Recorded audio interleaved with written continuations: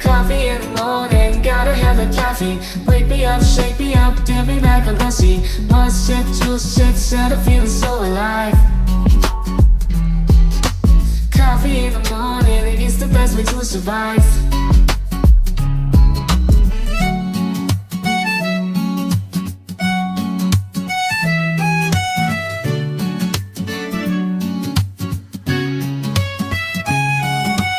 Woke up in the morning, sleepy eyes yawning.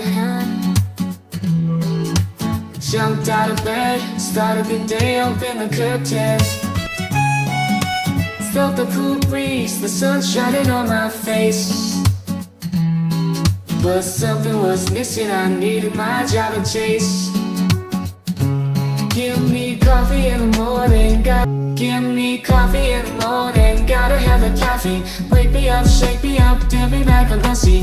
One sip, two sips, and I'm feeling so alive. Coffee in the morning, it's the best way to survive.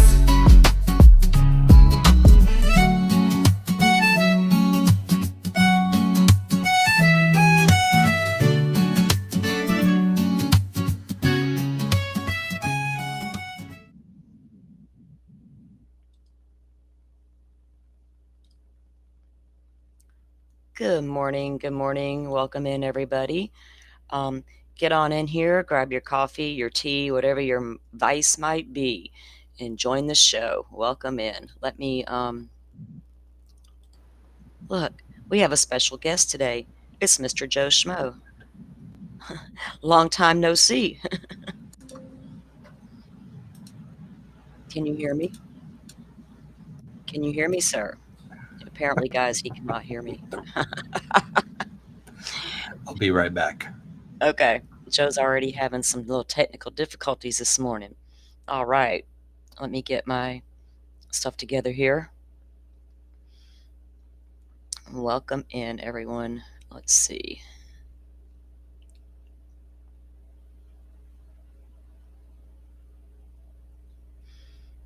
Okay, now we're up and running. I'll be right back. My phone was turned up. All right. There we go. Well, we'll wait for Joe to come back in until he gets back. Forrest, it might just be me and you for a moment.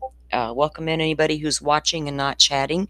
If you guys don't mind, as Forrest has reminded you, hit the like button on your way in. Appreciate that.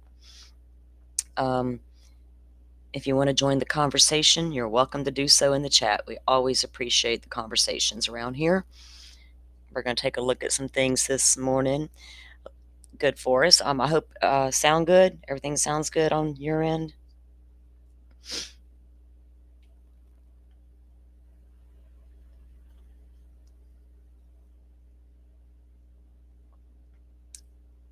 Okay. All right, I'm having my morning coffee still. I hope you guys had a good weekend, a relaxing weekend. I did. I didn't do much of anything true crime wise. I gathered a little bit here, gathered a little bit there, threw it into a couple of folders, and kind of did a review last night because I usually just try to touch grass on the weekends and do different things. Sometimes I do nothing at all, just like bleh. Just watch a bunch of true crime documentaries and things of that nature. Sometimes I don't feel like doing anything. All right, good. Sound is good. Good deal. Well, we'll see if Joe comes back. Maybe he had a call or something. All right, guys. So, did y'all have a good weekend? What did y'all do over the weekend? What did you do, Forrest? Did you chill and relax? Did you consume true crime all over the place? All right, let's see. It's a bit early still for some people. But y'all know I come in usually between 9 and 10. I am Central Time.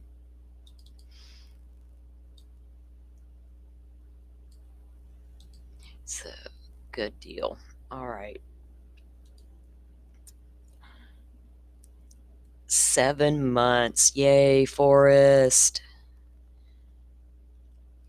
I had one of those on Publicly Buzzed. Yeah, yesterday morning at Murder Church. But although I'd been around for a lot longer than that, right? So awesome to have you here for as long. You're like my OG. You, Butterfly, Rach. I tried to catch up on some of my watch, right, Forrest? I'll be dropping stuff into the watch later list, and then I'm like, oh yeah, I've got stuff I want to watch. And then I'll start reviewing.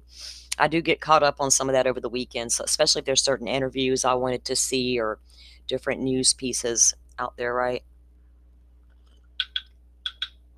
There's some good stuff out there. Good stuff. I just got a weird notification, but okay. Oh, I think I heard a noise in the background. Let's see.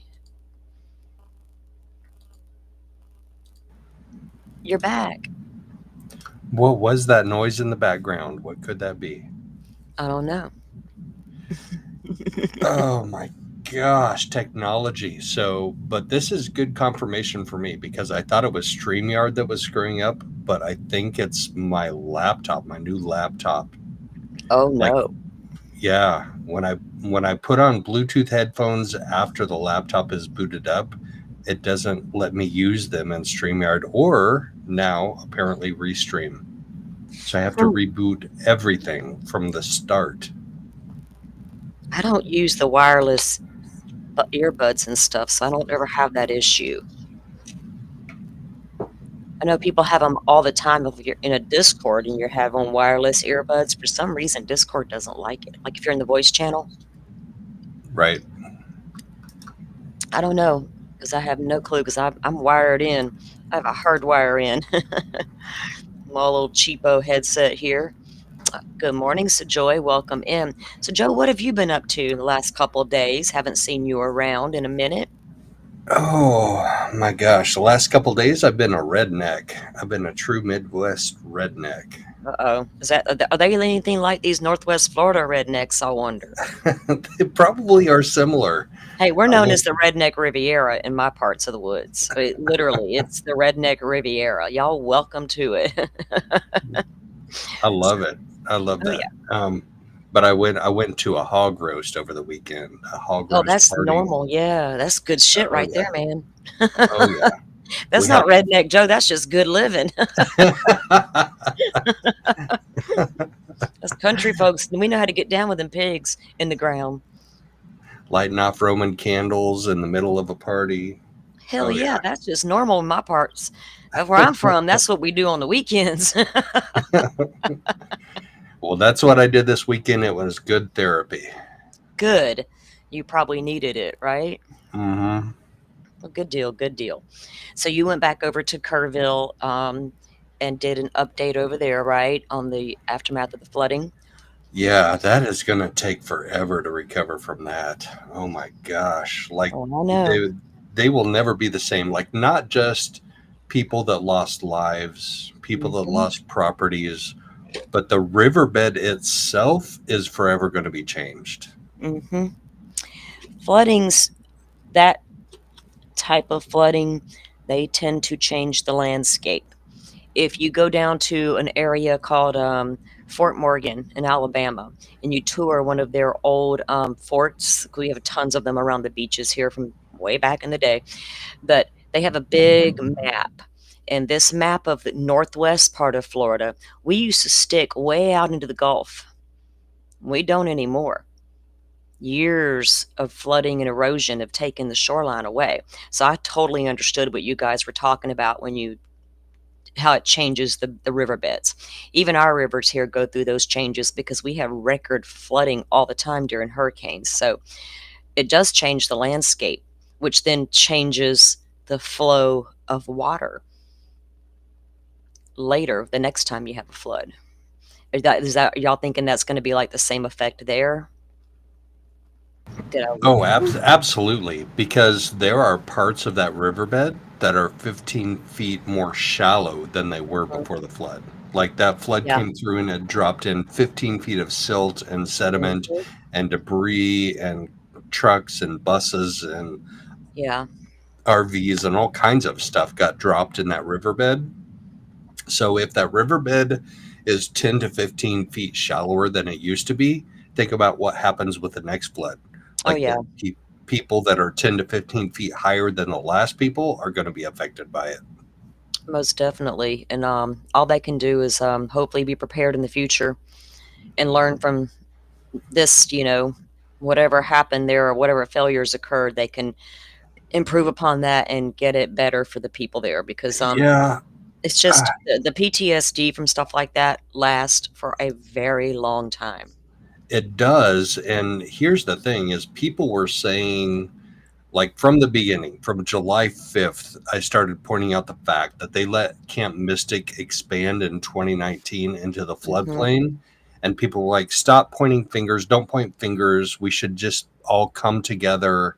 Yeah, that's why I And backed off. I'll be honest with you. The minute I yeah, mentioned the failures, it was like, oh no, you can't discuss that yet. I was like, you know right, what? Then I have got right. nothing to discuss then.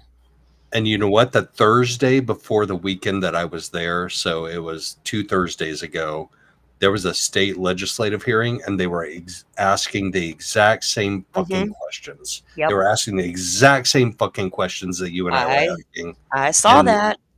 Megan, like we were all asking those questions. Everybody said, you can't ask those questions. We all just need to come together. No, we need to ask those questions. And we did answer those questions. That's what coming together is. Come together and ask the questions, the Yes. hard questions that matter for there were too many innocent lives lost over ridiculousness, in my opinion. Um, Yeah. they could be so much better. I live in a area where we every year we deal with this kind of stuff. And I'll tell you, to ride around your community for 6 solid months and see piles of debris everywhere has a lasting impact. So hopefully everybody can recover and I know it's going to take time for them to heal, recover, rebuild, all the things because I've been through it so many times myself. So we definitely our hearts and pray, we're with them and hope they can continue to rebuild and get the help that they need and hopefully their communities can I've got an issue with Texas and the infrastructure there anyway. We all know what happened when they all had that big freeze and the whole state froze up and the senator took off to Mexico with his family. I was done with Texas at that point. So I don't know what I'm in Florida. I don't know what Texas is Yeah. doing to make You it know what? better. The Texas people, the people that are there in Hill Country, are a strong, resilient people. Like I got Hmm. that almost above everything else. They're like, to me, they reminded me of Florida people. They're just Yeah. like, we're here for each other, and we're going to get through this one way or another. Oh, That's yeah. what I got. That's what I got from my trip there. Yeah, and that's a lot the way it is a lot of times in communities that suffer that kind of tragedy. You have to come together and be there for one another, and then so hopefully they can get whatever the issues were resolved because once was enough and then it happened again. So hopefully they can figure it out. Yeah. Hopefully they get it straightened out. Welcome in, Bluebird. How are you this morning? Hi, All Bluebird. right. So if you had a chance to even review any of the Kohberger stuff that's been coming down, so you've I've been on the road the last couple of days. I don't even know where you've been. What you been doing, my guy? I have been everywhere. Uh-oh. So I've been listening to some of your stuff and I've got some of the documents, but I definitely have not caught enough of them to figure out if there's something screwy going on or if Hmm. everything that we suspected is coming true. Well, I've done read all 300 of those reports. There's nothing fishy in any of them. There's a couple of things, but nothing like Kohberger's not the guy, and nothing like that. You know what I mean? Um, Kohberger stood right there in court and said, "Yeah, I did it, and I'm gonna make a plea saying I did it. So I have no reason not to believe the guy, and I have no reason to believe anybody else was involved. The guy didn't even have any friends, so who the hell is he going to get to be his cohort in a mass murder? Nobody, unless it was Brent Kopaka and he's dead, which I don't think it was. But yeah, we've read all 300. There were some. They looked at a lot of people. Anybody that was within earshot of these kids was looked at. Some might have been. I can't even say that they weren't looked into thoroughly enough because we don't have all the supplemental reports. But from what we've read, they were all looked into. The only one not looked into was Bryan Kohberger until they got the name from the IGG. And they're like, oh, let's look in here. What can we find? Hmm. Murphy didn't go So missing from the Bluebird. I don't know where you're hearing that from. Did y'all hear that Murphy went missing? Well, he didn't actually go missing. I didn't have to hear it. I actually read it in the documents. I'm reading from the documents that the police department put out. So Murphy, only time Murphy was missing really was when the girls walked him and he didn't come back in.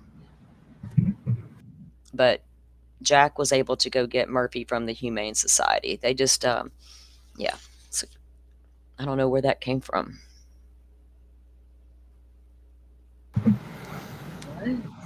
Moscow police force is shady? Wow, that's the first I've heard of that. That was just a crazy side story and showed more lies under testimony. Again, I think he's 100% guilty, but I think the Moscow police is shady. Oh, I don't know what you're talking about, Bluebird, so I can't elaborate on it. I don't know what you mean by shady. Hmm. You heard the 911 call from the Humane Society? I don't know. I haven't heard that either. Well, they must have found him because Jack got him and he's living his best life. Let's just say that. Murphy is out there living his best life. Murphy's had an Instagram page for at least 2 years. I've That's known where Murphy's cool. been for 2 whole years. I can see all his little trips through the woods and all his little camping escapades. I can go watch Murphy anytime I want to.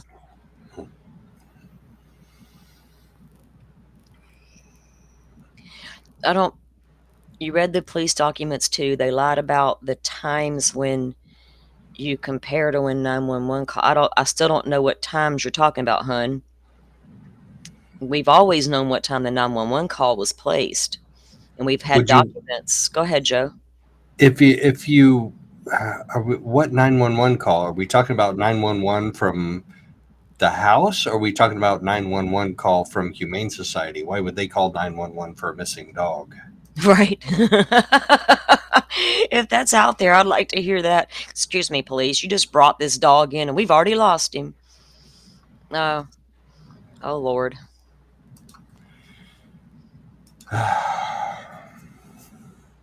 Okay. So anyway, there Anyway, was yeah, I don't know where I don't well, I know she ventures off into certain chats, so I don't know which one she's getting that information from, and they're probably opposite of what I am, so I don't know. Unless I need more information to address it properly, let me just put it that way. All right, let me pull up something here. I know a few people have this has been out over the weekend, so I know a few have covered it, but I didn't feel like that I needed to run live just to cover an article. I knew I could talk about it today with my peeps. So, and let me, uh-oh, where's my thing at? Here we go. Okay. I'm going to pull up this article. Bluebird, you're not irritating me, and I didn't say you were causing trouble, hun. I'm just trying to follow what you're saying, and it's hard to do that in the chat because I don't. It's coming in pieces. You know what I'm saying? So you're not irritating me, hun. I promise. no, we love hearing other Yeah, thoughts and inspiration and other information. I haven't seen any of that, so yeah. have no way to address it. Yeah, I'm trying to follow it too, and I don't know what you're talking Yep. about. I'm All about right. the receipts. We got to bring the receipts. All right, so we've known for a while through other documents about this married couple that works for Celebrate, Heather and Jared, and they were set to testify for the prosecution. And we know they were working on Kohberger's digital footprint from his phone, and this was an article that came out by the Independent. Um,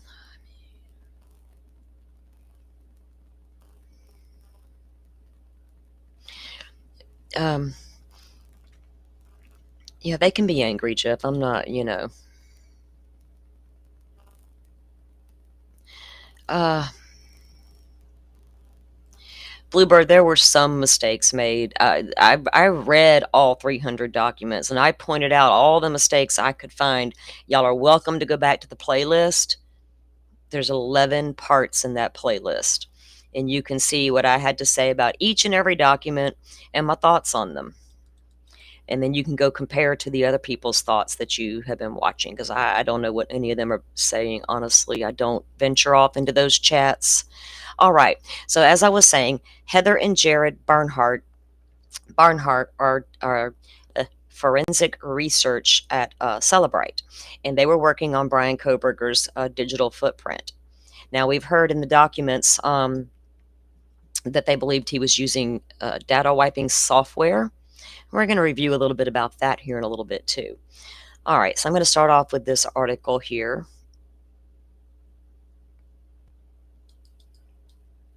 Oh, wait, that is the beginning. Where's the whole article? Where did it go? Okay.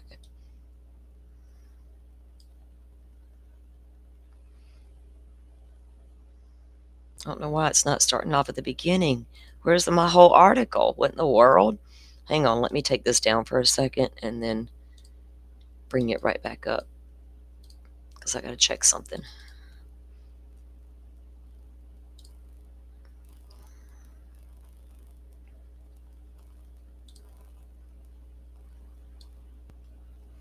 Okay.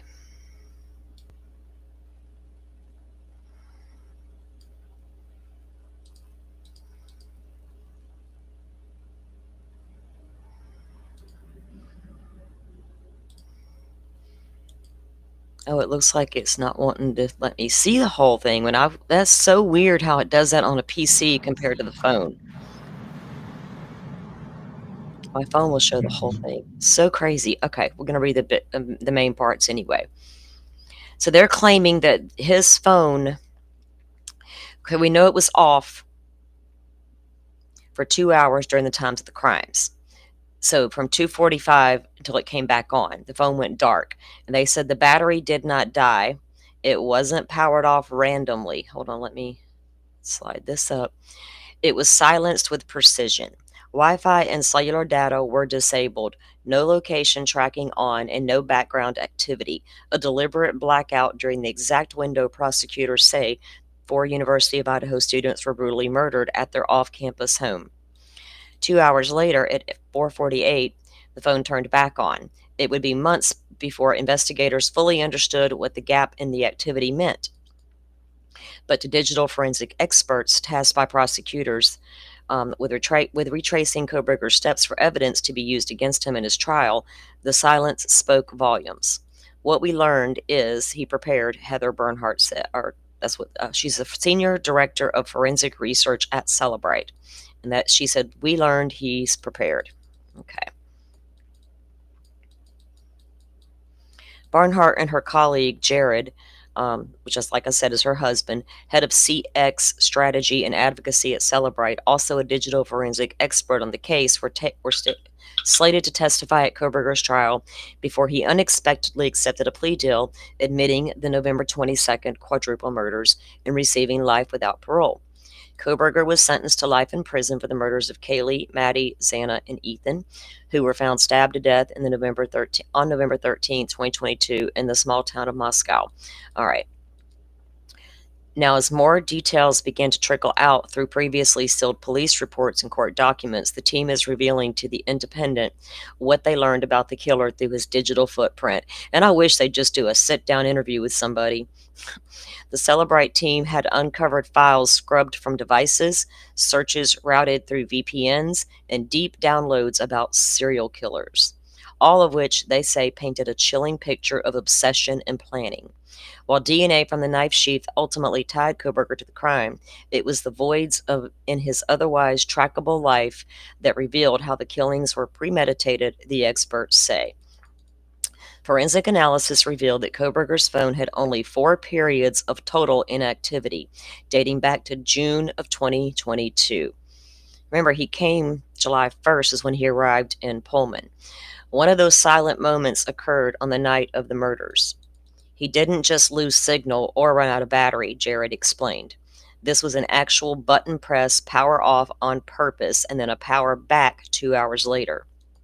In the middle of the night, 4 people, and in the middle of that, 4 people were killed. Sorry.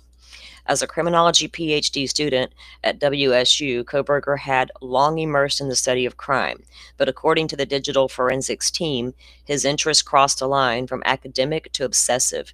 He didn't just Google these cases, Heather said, he downloaded full PDFs of case files. files, meaning court documents, the whole 9 yards, including Danny Rolling, who we're going to take a look at here soon, because Mr. Danny Rolling committed one of the most horrendous crimes my state ever had to look at and witness. Also murdered college students using a similar knife. How about he used a K-bar? This wasn't casual browsing. This was meticulous research she added to determine exactly what happened during that 2-hour window on the night of the murders. The Celebrite team recreated the digital environment and studied call logs. Turning off your phone isn't enough, Heather said. You have to disable Wi-Fi, disable cellular, and then power down. And that's what he did. They discovered that in the days right before and right after the murders, Kohberger disabled Wi-Fi access on his devices and routed his traffic through NordVPN, a tool designed to anonymize online activity. While the act is not criminal, it's abnormal, Jared noted. He was diligent in prep and cleanup, and he made our job really hard, Jared said. And we're going to take a look at that as well here in a little bit. This is someone who tried really hard not to be detected. His Wi-Fi joined the Wi-Fi at the restaurant 2 of the victims worked at. Now, I know that Joe Schmo, you're showing up in chat as a blue jay. I don't know what's going on. So there is a report out there that some of the employees that work there, one claims that Kohberger came in twice, ordered vegan pizza. Look, that for 2 years, there was never any concrete anything that this guy ever went into that restaurant. The owners said they never saw him there. There were people who said it was never there. Now we're hearing a report about, a witness saying, well, he was twice. Well, where did you come from, witness? And was it after you found out this? I don't know. So I don't take a whole lot of stock into that witness because I don't know where that originated from or when. I know for a long time there was no connection to Mad Greek, and nobody could ever find a connection. No photos of him there, no witnesses that ever placed him there, all the things. Details of what the team found, including scrubbed files, private browsing, VPN activity, and obsessive downloads about other serial killers, were found hidden deep in his phone, not in visible gallery or standard folder, but buried in file directories that required forensic tools to uncover. He had also downloaded reports on the Idaho murders and extensive searches of his victims. I wonder if those searches of the victims were before or after the murders. Vegan pizza sounds like a crime itself. Yes, ma'am. Just preach it.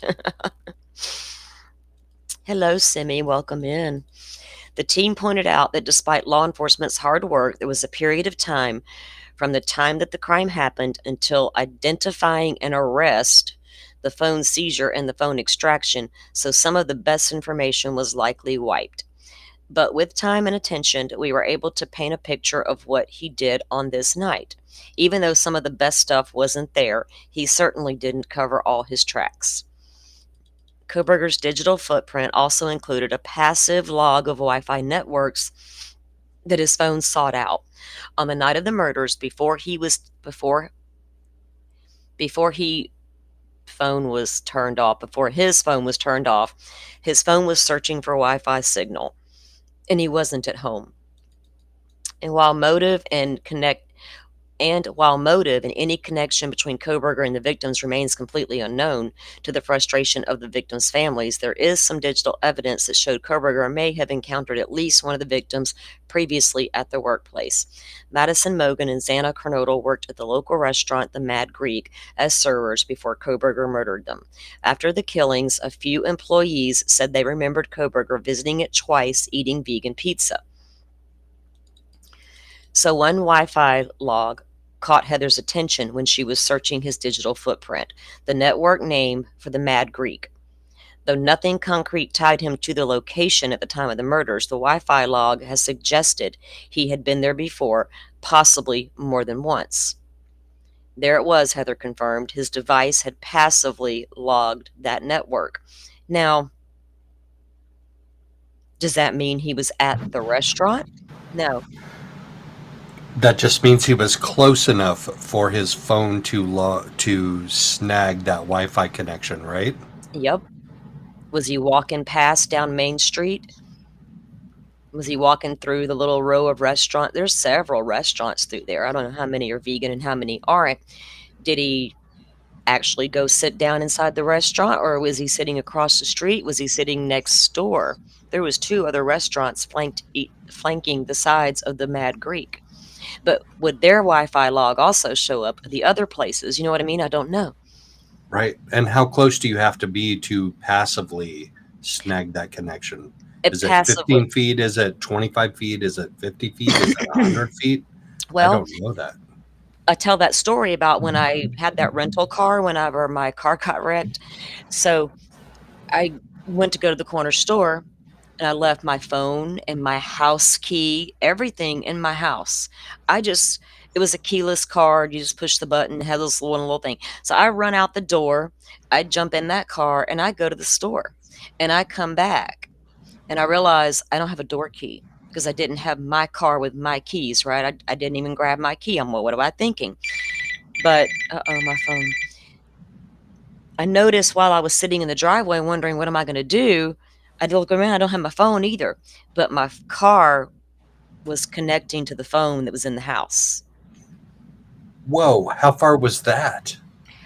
Okay, so the phone was in my bedroom, and I pulled into the driveway and I parked the car, I'm saying 20, 30 feet Okay. outside my window out to the front driveway here. Standard Bluetooth range. Okay.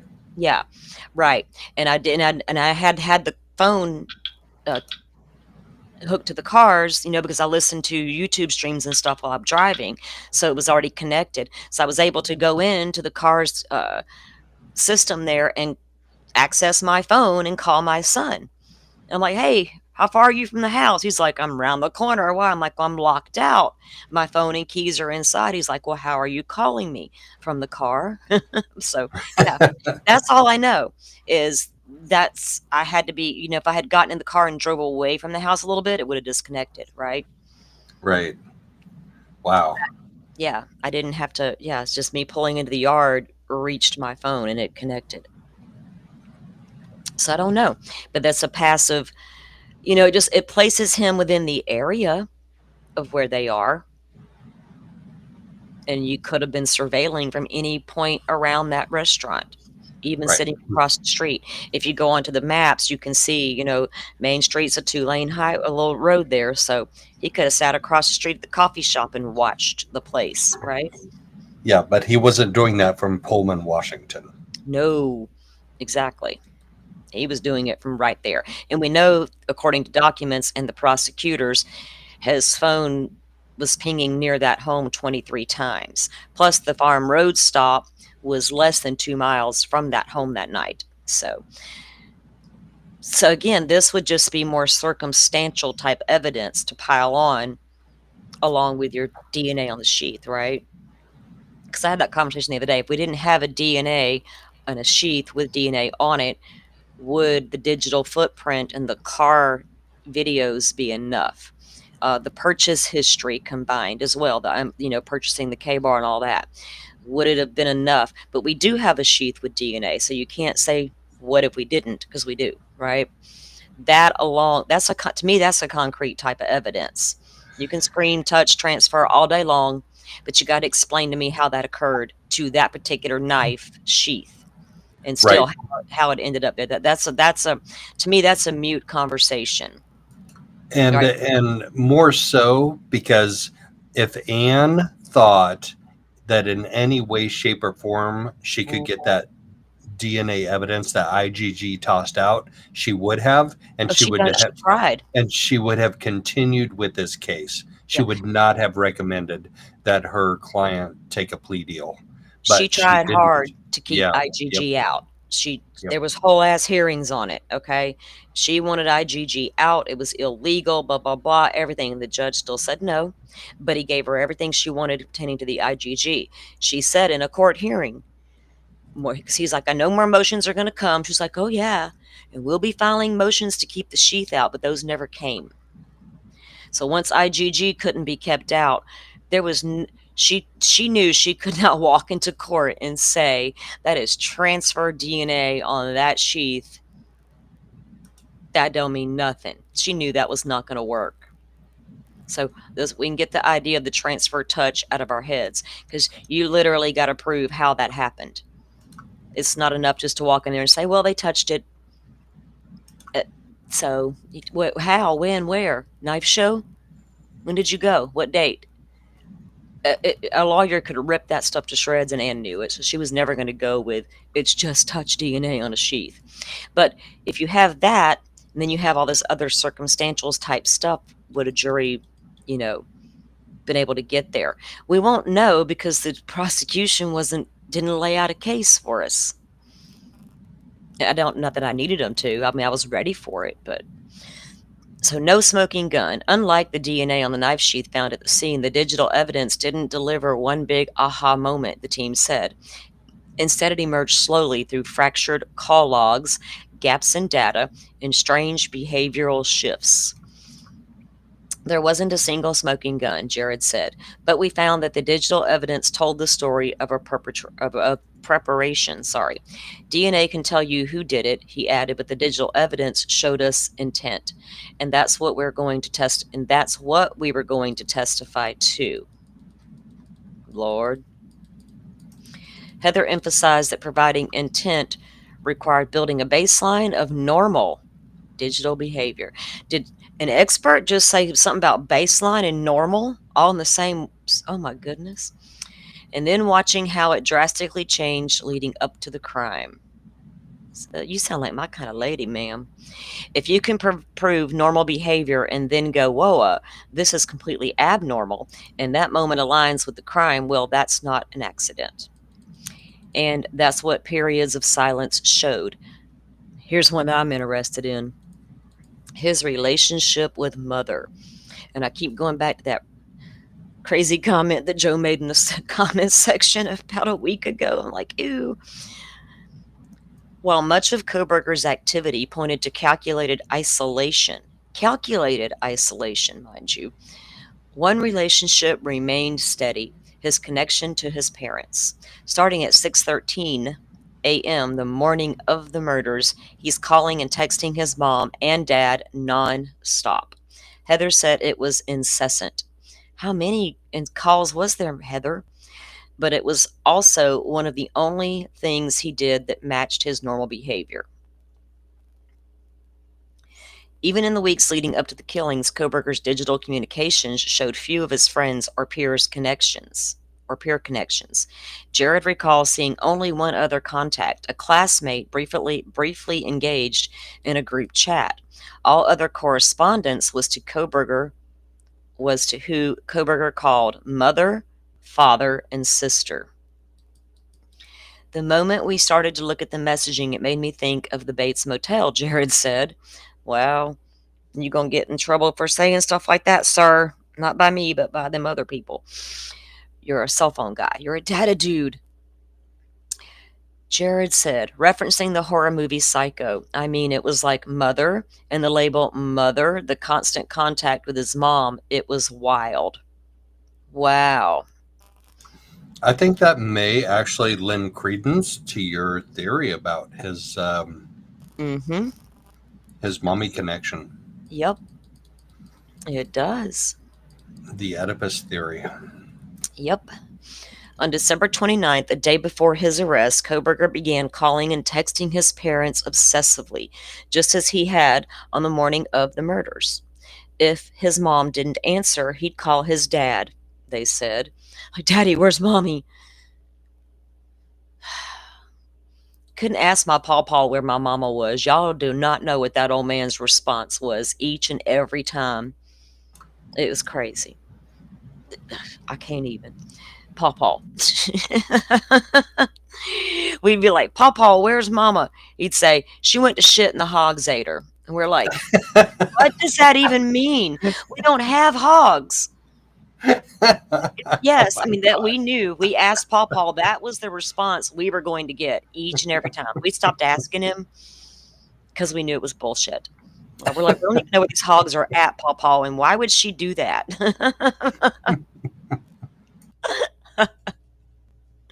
Okay. See, I'm redneck.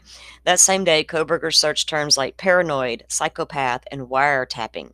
Was he paranoid they was wiretapping him? It was obviously weighing on him, Heather noted. The contact with his mother continued after his arrest, with inmates at the Ada County Jail reporting that while he was locked up, waiting to hear his fate, he spent hours on the phone with his mother. Described by other prisoners as a fucking weirdo, inmates said he would wash his hands dozens of times each day and would spend 45 minutes to an hour in the shower. Mm. Kohberger's mother, was he wearing them shower shoes? Kohberger's mother and sister were present during his sentencing. At one point during the victim impact statements, his mother broke down in tears. I wonder if this sister that showed up with mom is the one he was talking to, mother, father, and sister. I guess the oldest sister's like, y'all, the whole, all of y'all. I'm not talking to none of y'all. And she hasn't made any TikTok post either. Kohberger's mother and sister were present. Okay. The only time Kohberger spoke at the hearing was to respectfully decline the opportunity to address the court to reveal why he committed the gruesome crimes. Wait, respectfully decline? Mhm. Respectfully? Yeah, No, no, no, that's no, what he no, no, no, no. that's what he says. Yeah, Kohberger. yeah. There's nothing respectful about that declination. No. Mm. Uh. Well, Kohberger thought it was important enough to say.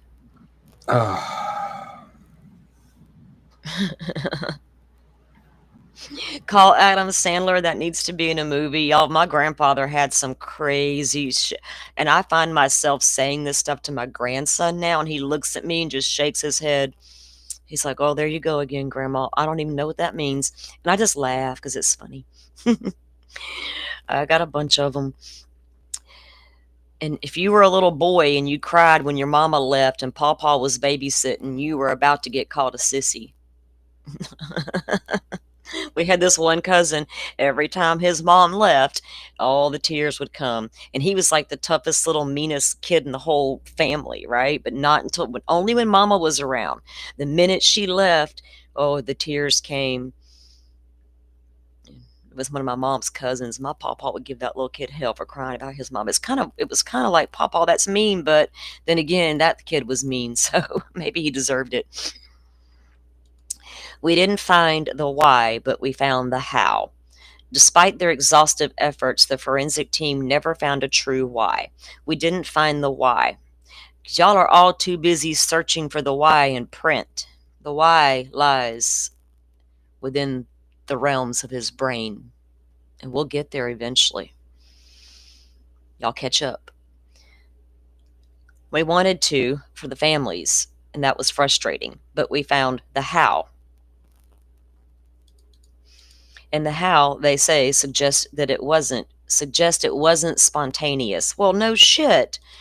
This wasn't someone who just snapped, Heather added. This was someone who planned. He didn't accidentally stumble into this house and commit this heinous crime. It was intentional. Yeah. Go ahead, Okay, Joe. so riddle me this. Mm-hmm. So the prosecutor said that this wasn't something that he had planned, and now we're hearing that it was. So I mean, the particular house, the people in the house, he hadn't, according to the prosecutor, he hadn't studied for like months and planned it out, but now we're hearing differently. So Well, I think the prosecutors do know that, but they know it's not concrete. They know what these reports tell them, but nothing. I don't know what the prosecution's doing right now. If they're legally, I don't know what they're doing. I'll be honest, because they're saying things that we know there's more elaboration behind it, right? We know that. So I don't know what they're talking about. They're also trying to run around saying that he wasn't a serial killer in the making, and they didn't. How do y'all know, right? I don't know what these prosecutors are doing right now, and yeah, investigators when they're coming out talking. He is. Bill Thompson is coming out and talking more than he ever has, and it's Oh, I don't mind that he does. I mean, they have their. no, I don't. I don't mind he does either. It's just confusing to me. I'm confused by what he's saying. Well, I feel like they legally can't say definitively anything. There's no. But he said he hadn't studied the house before. He hadn't cased the house, and They it don't just know that. feels Yeah, they don't know exactly. that. That's. It feels like he has. Well, Like, I mean, it's obvious. I haven't watched any of the. I watched the first couple of interviews these prosecutors did and these investigators did, and I stopped watching. I literally haven't watched one more thing they've said or done. I became quickly uninterested in what they had to say. I really did, because I know I'm getting a line of bullshit, right? And I don't feel like having to call them out constantly because where's Detective Payne, right? Where is he? Is he your main? Is he the leaker? Is he in trouble? Because we haven't seen him. There's just a lot. So I have kind of just like set them dudes way over there, because these documents, especially once they become unsealed and we get our hands on a Celebrite report that we can plug in and read it, I think none of it's going to be 1,000% he did something. Here's the proof. It's going to be, look, here's what he was. Even looking at, because even going back to the house was targeted, or it was a targeted attack, things of that nature that was said 2.5 years ago by this confusing police department, right? And them saying that it was not someone who snapped, someone who planned. He didn't accidentally stumble onto this house. I want to say they're right. And here's my question, because according to the Dateline leaked searches from Kohberger's phone, lots of images of college girls from Washington to Moscow. A couple of them, we now know, we're reading those documents here at the end of the documents that we just read on Friday. At least one of those girls recognized herself in those photos and called the police. Wait a minute, those were on my Instagram, and I don't know that guy. So I wonder, did he have a plethora of potential victims? And how many did he follow home to see where they lived and how easily it was to access their home? Did this home make him choose those victims because it was so easily and readily accessible? Because Danny Rawling would have done that.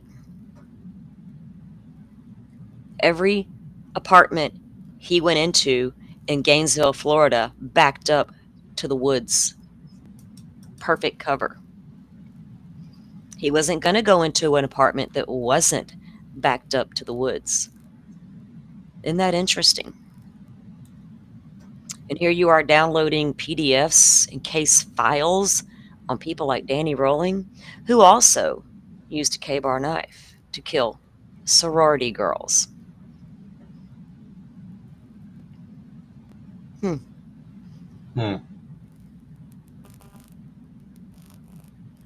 I think the house did play a big part in this. There's a lot of cute blonde-headed girls that all look very similar to one another. Yeah, it's a lot like a sorority house without being an actual sorority, right? Off-campus housing. And these girls in Gainesville were killed in off-campus housing. And one of the victims was a male. He was in the wrong place at the wrong time.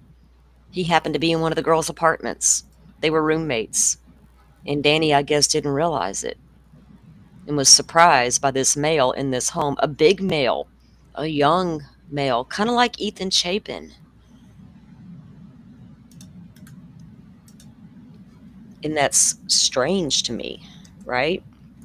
If he's, we all, we knew that he, according to the leaks, was looking into the Bundy and the Bundy, all the things about the Bundy, and everybody's analyzed all the Bundy stuff. I've looked at the Bundy stuff. I know Gary Bercardo thinks that page 118 underlined was probably from a book on Bundy. I read that page, and I feel like there are other lines on that page he might have had underlined versus what the doctor thought he had underlined. But Maybe the doctor's right and I'm wrong. I don't know. I just felt like the other lines were more like, But so looking at Danny Rawling, though, my mind went way back because back in the early 90s, my kids were little and I had to go to Gainesville when my son was a preemie. He had to go down there for surgery. And so we drove down, and I remember passing the wall, and there's a concrete wall down one of the highways, and it's like a graffiti wall. And I remember seeing all the names of those college kids, all the girls and the one man. And it was sad when I rode past there. Just this heaviness and the feeling I got from it. It was insane. And it also, there was, interestingly enough, there was another person looked at in those killings because students at the university reported this one guy. And this one guy had come off his meds. He had some scars on his face from a car accident. Some of the investigators on the task force got tunnel vision. He's the guy, all these things. Well, apparently some people are what they call secretors, and you can secrete to your DNA. They can pull your blood type from certain DNA samples. And they figured out that Danny, the perpetrator's blood type, didn't match the guy they were accusing at all. Totally different blood type. So it was a whole thing. But they ended up, getting Danny, of course. But the similarities in the crimes, the similarities in the weapon, those things, and the similarities in the home backing up to woods. How much time and planning did this guy really put into this? You know what I mean? How much thought? And it was going on long before he moved to Washington, I would say back when the K-Bar was purchased.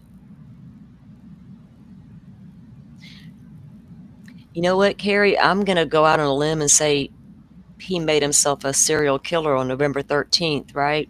That's no mass killing. That's a serial killing right there, all at 4 at one time. They can slap whatever label they want, right? It wasn't a shooting, so it wasn't a mass killing, another one of those.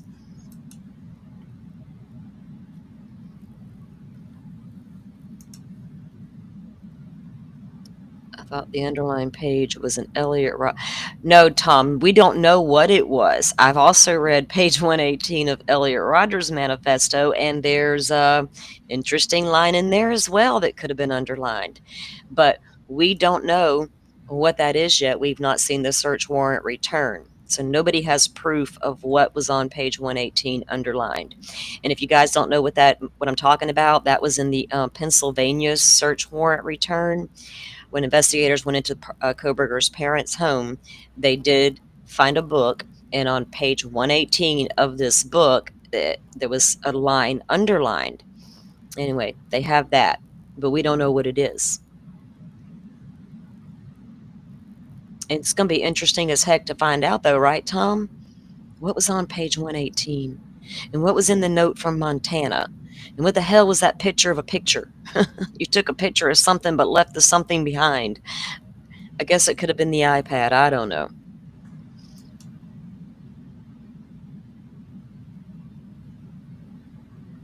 Well, people want to compare to Bundy and Dahmer. Yeah, well, Kohberger wasn't no Dahmer. They're totally different types of killers, in my opinion. Bundy. Yeah, Elliot Rodger is actually a much better comparison. Oh yeah, wow, definitely. Oh my gosh. The Elliot Rodger. So if you you look at it like this, though, you got Bundy, Rawling, and Rogers. Did he incorporate things from all of them? Right, all of them. This is a hybrid killer. Bryan Kohberger is a hybrid killer. Bryan Kohberger is the new breed of killers. Bryan Kohberger was going to go and do this in a way people hadn't seen before. And in that process of trying to figure himself out, I think he could see a little bit of himself in every one of those serial killers. You know what I mean? is a little bit of me and him, a little bit of me and him, and a little bit of me over there. I don't know if he associated with Dahmer in any kind of way. That dude's out there on a league of his own, right? Eating people is just, I don't even know what to say. That case was so weird. I just get the feeling that he could see a little bit of himself in each one of these types of killers. Did he identify with the incel nature of forced incel nature of Elliot Rogers? Did he identify with Bundy's everything I can't be? That smooth talker that can lure a girl right into the car by asking her out. Kohberger couldn't ask a girl out and get her into the car. He could barely get a Tinder date. So he wasn't about to pick up a girl at the pizzeria and have her go off for the afternoon with him for a movie or whatnot. Because he's weird. I don't know. Okay, so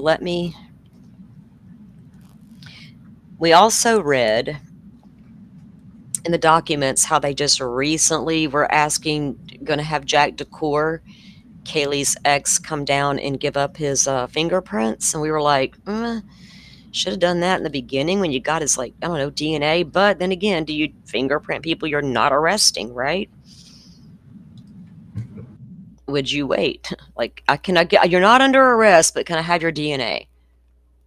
But I don't need your fingerprints because I need to arrest you first. Well, that's weird in my book, but who knows?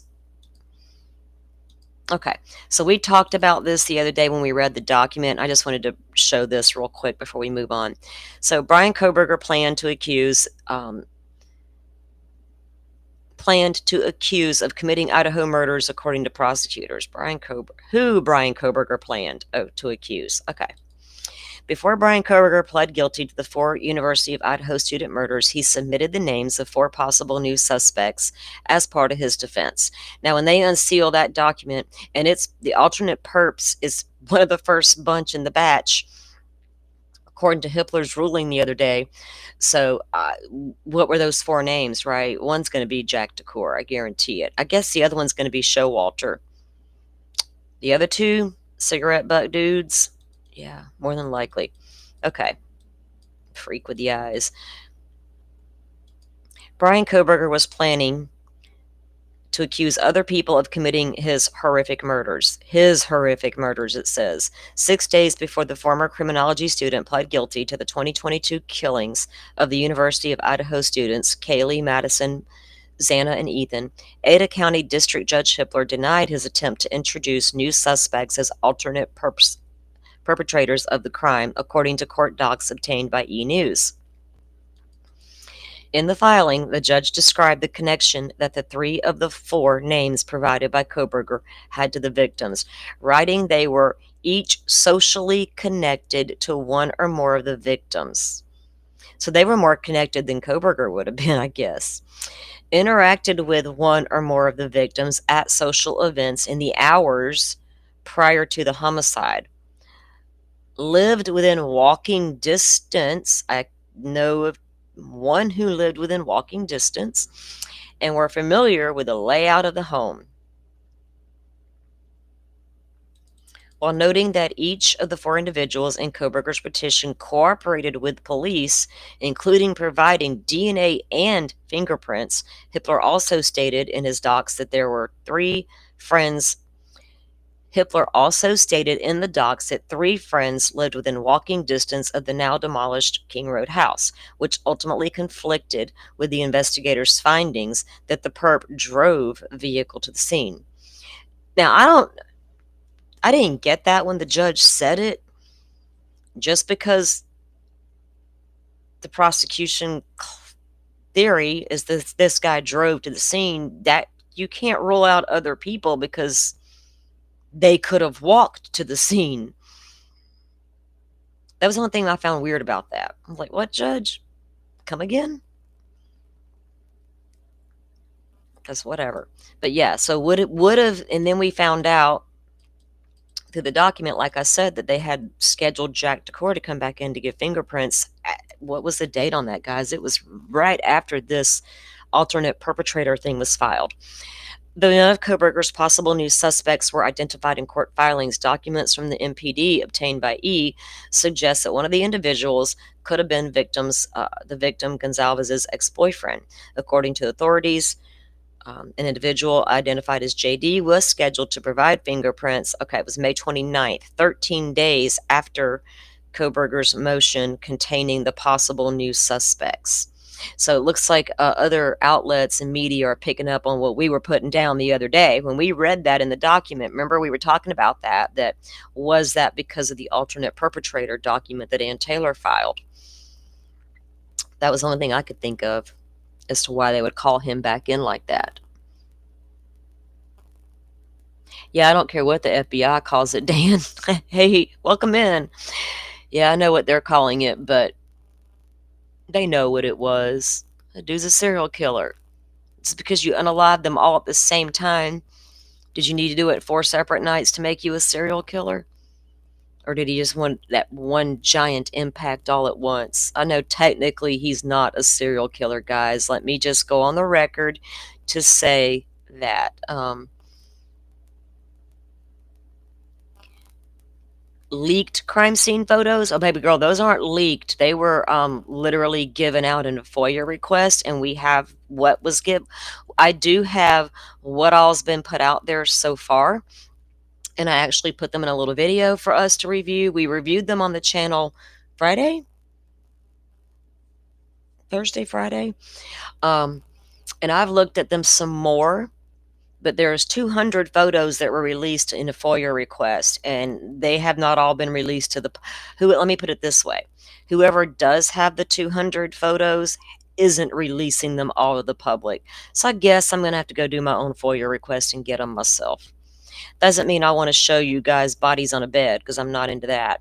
But there's a lot of things I want to see for investigatory purposes. This is a true crime channel. I don't just look at Idaho 4, and it won't be the only time I ever look at crime scene photos. It's kind of my jams. I just can't help it.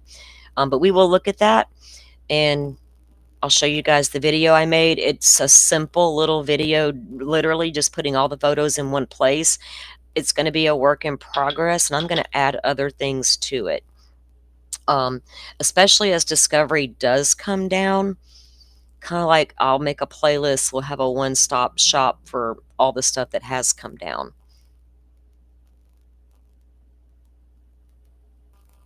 Ooh, so Joy, yes. Did he, right?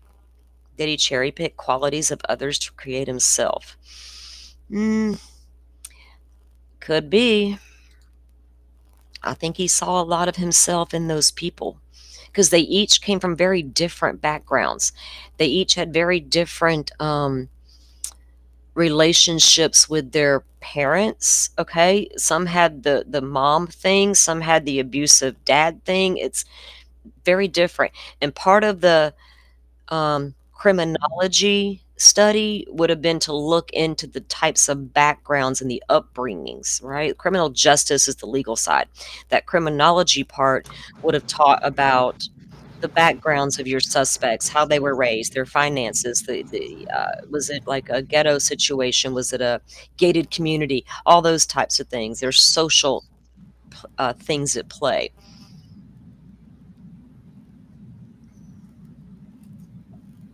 Proof that the suspect vehicle was actually the Banfield undercover cop car. Okay. I don't buy that for a minute. I've looked at this thing for 2 years, 2.5. I saw the Banfield videos when they first came out. I see their white car parked beside the fire hydrant, all the things. There's no definitive proof that that car we see on 1112 is a white Elantra, but it certainly looks a lot like one. I feel like it looks more like an Elantra than the cop car. But that's some of that circumstantial stuff the jury would have had to weigh along with that DNA on that sheath, right? But there's no proof that that car seen on the video of suspect vehicle one's the Banfield cop. I don't know what you mean by proof, Dan. Where do you see the proof at? So if you find that, let me know. I know what Molly reported. Look, Molly said one thing in police reports, right? And said another. Molly's the DoorDash driver, by the way. And Molly said one thing in the DUI video, but she says a totally different thing in her documents, in her statement to the police. She says she's a tan car with a redheaded guy in it. But on the DUI stop, she says, I parked right next to Bryan. No, you didn't, lady. You was lost and walking around with your flashlight. I don't know how you and Bryan miss one another. The Banfield Undercover Fusion has a very different side window shape. Yeah, Jeff, we could argue that point with people all day long, right? I mean, my son said it could be a Chrysler 200 or a Hyundai. So it's, again, I don't think, we don't know that was Bryan Kohberger's car to this day still, but I'm telling you what, it damn sure looks like it. And you circle and you pray at all the correct times. And he agreed it was him. I don't know why, So if they can prove that the suspect vehicle 1 is really the cop car, then Bryan Kohberger shouldn't have took a plea deal, right? Unless that big bad sheath was never going to go away, huh? We can't. So if we're going to throw out the suspect vehicle 1, and we're going to throw out sketchy phone business and forensic data wiping tools, are we going to dismiss the K-bar sheath as well? Are we going to dismiss the confession, the multiple confessions? Well, that's what I'm saying. The guys, and I still can't get over he had no choice. He knew he couldn't. He had the only way to beat the death penalty and save his life. And I'm like, yeah, but that's weird, since the prosecution literally stood there before God and everybody and said, our case is weak. We have a DNA on a sheath, and we got some sketchy car shit, and we got some phone data that can give you some good circumstantial stuff, but hey, that's all we got. And Kohberger's like, yeah, I can't beat that shit. What? How did he figure he couldn't beat the state, the big, bad, mean, badass state? So he might as well just take their little plea bargain deal. And no. There was way more to it. Joe, would you have took a plea deal if you felt like the state's case was that weak, as they said it was? I'm not taking the plea deal. I'm taking the fucking electric chair. Give it to me. If you think I'm guilty, I'm going to fight you on the electric chair all the way down. To the end. Yep. Going down like Lori Vallow. Boom. I didn't do nothing. Don't go there. I didn't do nothing. Let's pull you back into good energy space. Let's pull you back. Okay. Let me pull up I have to go. Let's see. Let me see. I have the document from God. What you got? Elliot Rogers' manifesto, page 118. You want to pull it up? You got it? I can pull I got it. Let me get you pulled up here. Elliot Rogers. I think this way resonates with him more than anything else I've seen before. And I do have a picture of the page that Mercado thought his best educated guess, and but I'm more in tune with this one as well. Joe, go ahead and take it away. I'll let you read. Can you read it? I'll read this. Yeah. Okay. I got it. Go take a break. I gotta go to the restroom real quick, guys. Joe's gonna start reading the document. So I'm going to start out on page 117. Supposedly page 118 is the one that's cited, but I'm going to start out with the last paragraph of page 117. The spring of 2013 was also the time when I came across the website puahate.com. It is a forum full of men who are starved for sex, just like me. Many of them have their own. So we're talking about, many of them have their own theories of what women are attracted to, and many of them share my hatred of women. And if you've gone through the details that have been released by the Moscow Police Department, this was a vicious, vicious crime. Like these, to be attacked, to be stabbed 50 times, to be stabbed 20 times, that's vicious. Vicious. Many of them share my hatred of women, though unlike me, they would be too cowardly to act on it. Reading the posts on that website only confirmed many of the theories I had about how wicked and degenerate women really are. Most of the people on that website have extremely stupid opinions that I found very frustrating, but I found a few to be quite insightful. The website PUA Hate is very depressing. It shows how bleak and cruel the world is due of the evilness of women. I tried to show it to my parents to give them some sort of dose of reality as to why I am so miserable. They never understood why I'm so miserable. They have always had the delusion that everything is going well for me, especially my father. When I sent the link of PUA Hate to my parents, none of them even bothered to look at the post on there. I wouldn't either, probably.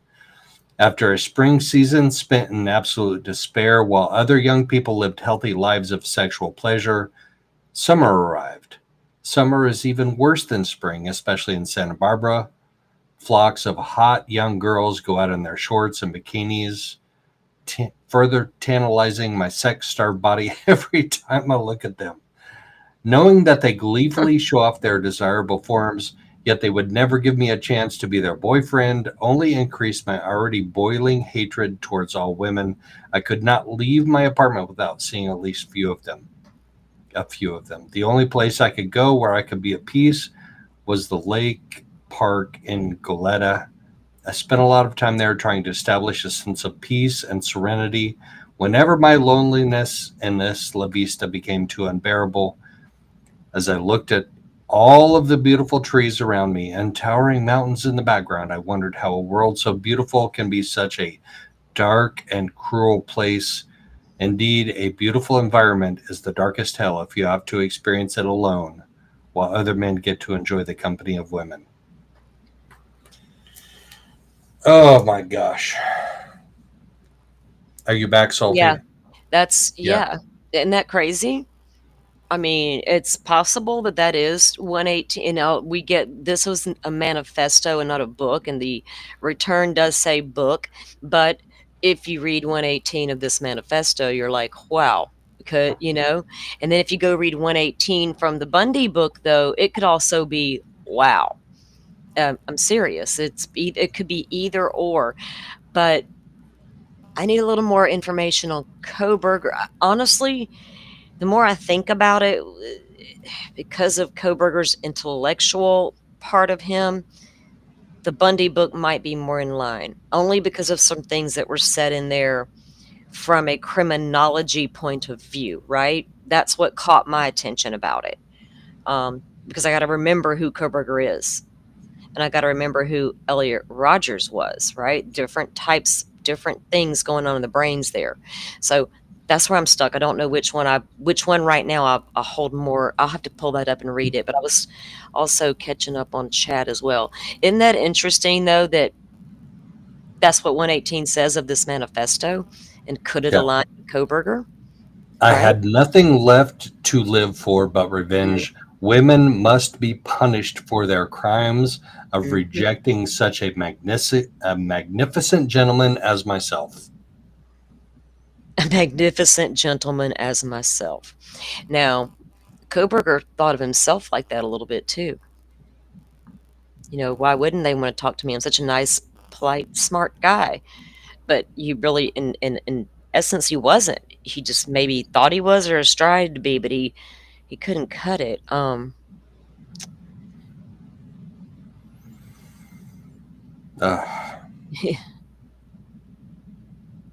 Are y'all discussing the cars? Yeah, I've read report 104. Yeah, Molly never said in the reports that she saw Kohberger, which if you look at the timestamps of the video, right? From when Molly was out there. And I'm over here screaming, Molly, get back in your car, put the flashlight up. The Moscow slashers out there. I mean, come on now. She's out there walking around with her flashlight looking for the house. I don't know when she how they didn't see one another. Molly also came down Walenta to come into the neighborhood. You can see her lights coming down Walenta, and then she turns onto King because Walenta will turn into Taylor Ave. What time did Molly leave? Let's see, Jeff. Hold on. Now, I did start because I had already made a video a while back. Remember when the leaks were, let me find what I did here. Okay. When the Dateline leaks occurred and they had the 420 speeding away and all that we didn't have before. We'd only had other parts of 1112. Let's see. Oh, wait. That's the crime scene photos. Hold on. If this is the one wait.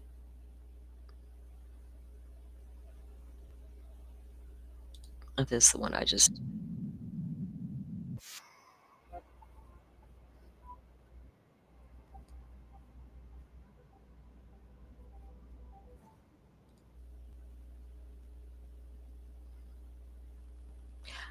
Oh, wait. I know what I did with it. Hold on. I just remembered. Okay.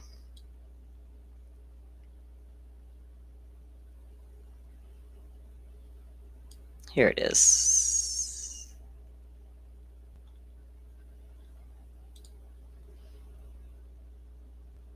Okay, let me pull this screen up. Now, this does not include the new footage that we just got from Idaho Statesman. I have not took the time yet to incorporate it with this video.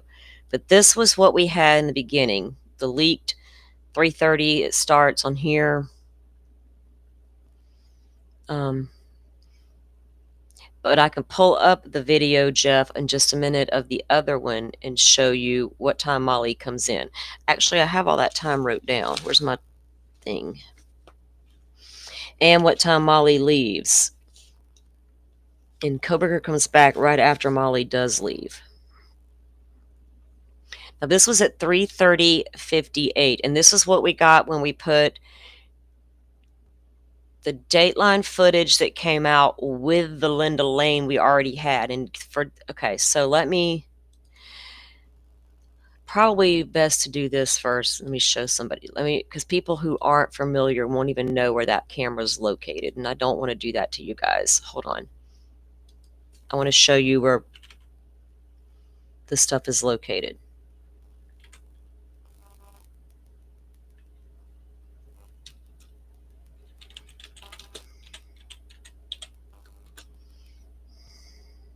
Okay. Let me get this screen up. Okay. So, look, it says the beautiful 4 on the Google Maps now.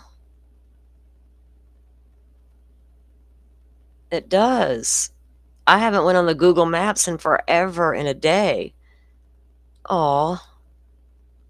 Okay. The beautiful 4 on Google Maps. All right, so we're going to look at camera footage. The house used to sit right here, obviously. This is 1112. And the camera faced here, Queen and King, right? And this is where you're going to see the 420 speeding away.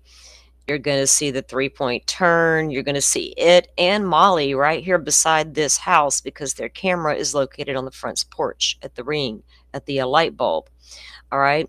So imagine one camera showing you entry and exit the neighborhood, and the house sits right behind that camera. If you go further down the road, this is the Queen Road apartments that we're always talking about.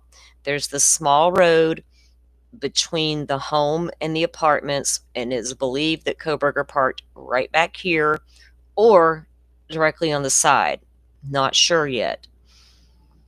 So go back up to the front of the apartments and you come around the front, and this back parking lot is where you're going to see Kohberger's car because there's a camera sitting right here at 1330 Linda Lane. That's the Linda Lane footage you hear us talk about. It points right here on this parking lot. The car will come around the last time at 407 and go between the complexes and around to the back, all the way back here to the back of the parking lot and the back of the home. Okay, so I just wanted to give you guys a gist of what you were looking at in case you didn't know. Now I'll get the video back up and let that play for a moment.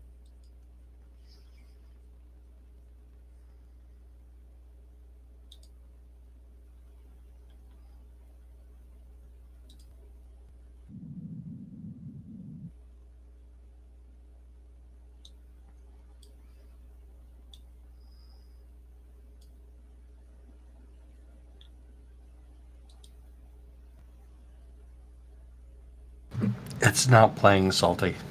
Yeah, I hit the wrong playlist. I didn't pull it up yet. Okay. I'm like, wait a minute, that was the wrong playlist to pull off of. Okay, here we go. Oh, look, I did it again. I started talking to you and I just did the same thing over again. Okay, I'll get it together here in a second. And then we'll look at the crime scene photo stuff. Okay, because I need to really redo this video to incorporate the other images.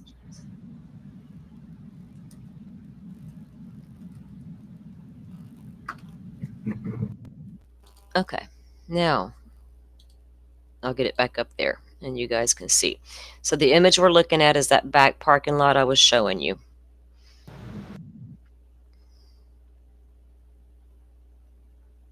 And it's 3:30 in the morning.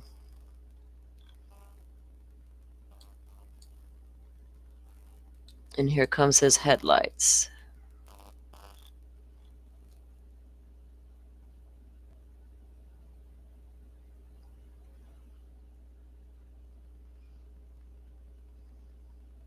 And you see it go right there behind those apartments. You can see the taillights go back. And now that's at 3:31 and the lights are gone. Because I keep my eye on the back of that building the whole time. That's how I judge. You can see his car lights literally fade away. 3:30 he came back. Remember I showed you this view of this camera? And then at 3:38 he came back again. And then at 3:38:56 he drives down in front of those apartments, the Queen Road, comes to the back, and he's back there again. And he's gonna, at one of these, he does a 3-point turn in this little back parking lot. And I don't remember which timestamp it was at. Was it this one? Yes. See, he's turning around and backing up instead of.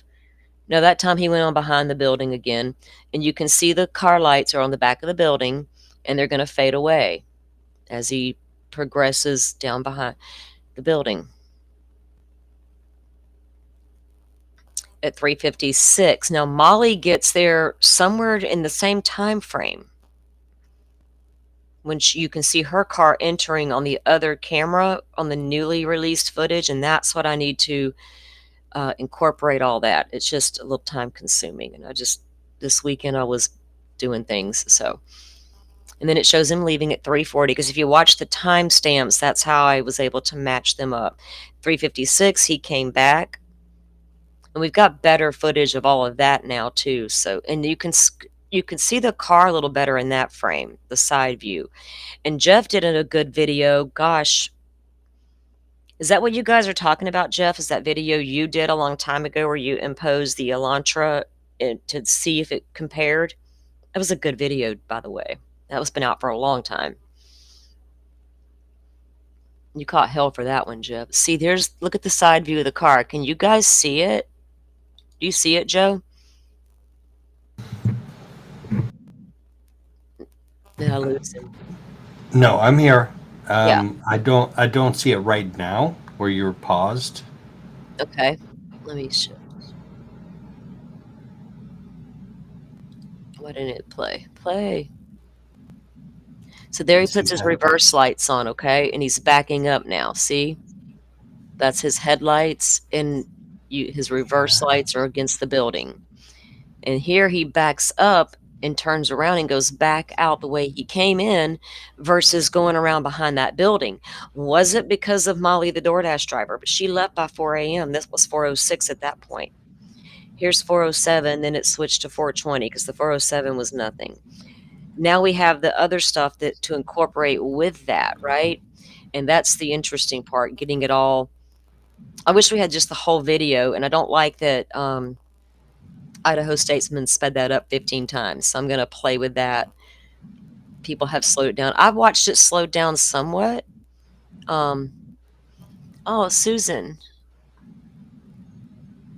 thank you for supporting the channel. I appreciate you. Thank you very much. You can show my overlay video. Jeff, I do need. I'll have to go find it. I've got some other stuff we're going to review. So I have actually shown your video here in the past. Let me see if I can get that real quick though, because it actually is a good video, and I didn't like. I know people say, well, when you see something, you become influenced by it and you can't unsee it. But it wasn't that way with Jeff's video, right? We all saw the video long before it was out, before Jeff did what he did. All Jeff did was say, is it a 2015 launcher? And he gave you an example. And I was like, whoa, okay. Let me pull up your channel, Jeff. Hold on.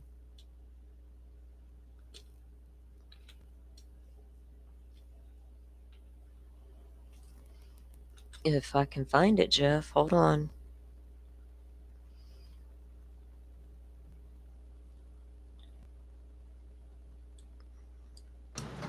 I think the key is if you do a video like that, like Jeff did, and you say this absolutely proves something one way or the other, like if this proves guilt or if this proves innocence, I think you're stretching a little bit. But if you just like show a video and you're like, hey, contemplate these possibilities, like, right, then we can all contemplate the possibilities and we can all be reasonable, rational human beings. But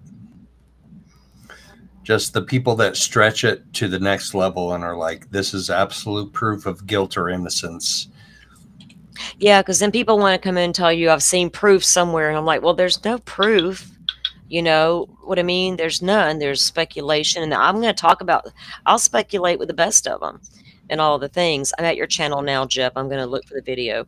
But yeah, as long as you say it's speculation. And Jeff's video clearly was that, right? Clearly. He didn't come out and say, this is the car. People wanted to take it that way. But determining which one, let me find it, Jeff. I don't remember which.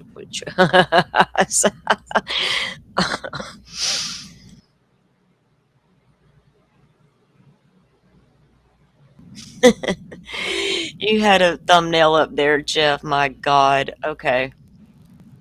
It was a certain somebody. It wasn't the 11-13. Oh, that was Dumpster Dude's video.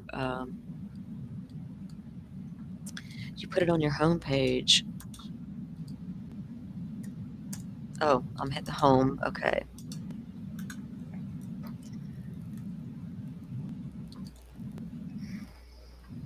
That's the 911 call. That's the body cams on the Banfield. Enhanced traffic stop. No, where's it at, Jeff? I'm looking for it. This is going to take me too long.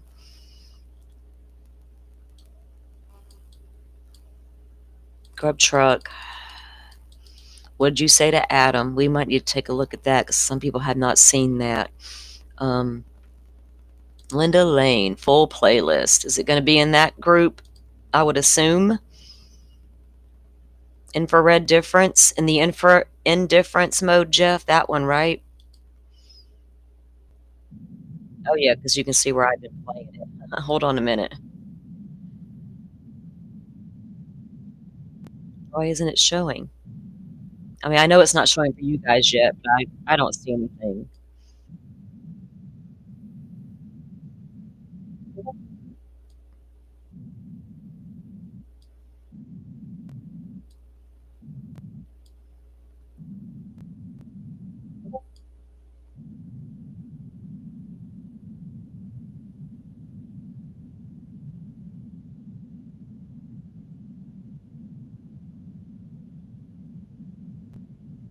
Jeff, the one that you got labeled indifference mode, it's something's wrong with the video, I think, on my end. So find me the video, dude, and link it to me for real. You can just what is that you just linked, Rach?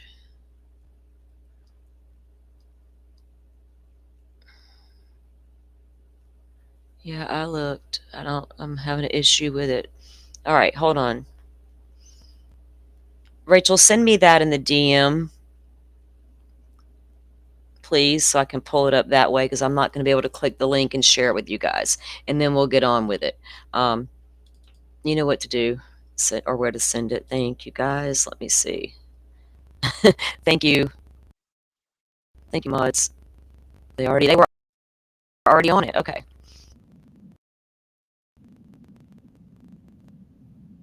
Let me get it saved where I can pull it up real easily. Right here. Okay. Now. All right. Now we got it. I have to pull it up a certain way or Restream won't let me do it the way I need to do it. Okay. So this is Jeff's video where he was just wondering, how much does this white suspect or this, we can't even tell if it was white. Let's just be honest. About this suspect vehicle 1, right? Could it be an Elantra? All right. Now, and we'll get y'all's opinions if you've never seen Jeff's video before. All right. And Jeff, did you do other vehicles too, or did you do one with just the Elantra? I was always curious about that. All right.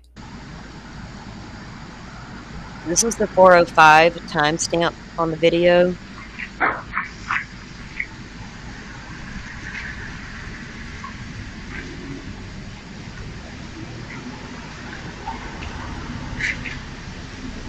You see it?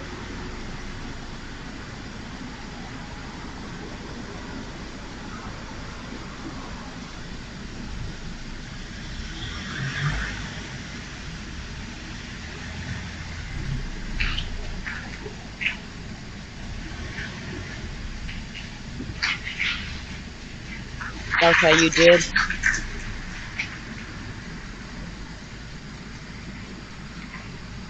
So what do you think? I thought that was a pretty good visual of the shape of the Elantra, the particular model, and if you could, because if you went with a different car, so Jeff, was there similarities with the Sentra? Or was it more in line with the Elantra when you did? See, I'm curious to see that. What do you Yeah, think, the back windows of the car are probably the most important shapes to look at in that situation. Like Yeah. the back windows differ greatly between the different models. So Yeah. that was a good overlay. I like that.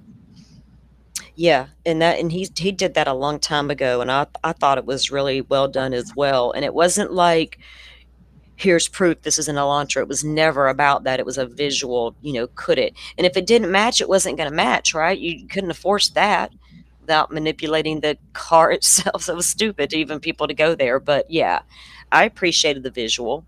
And if it hadn't lined up, then there you go. It didn't line up, right? It is what it is.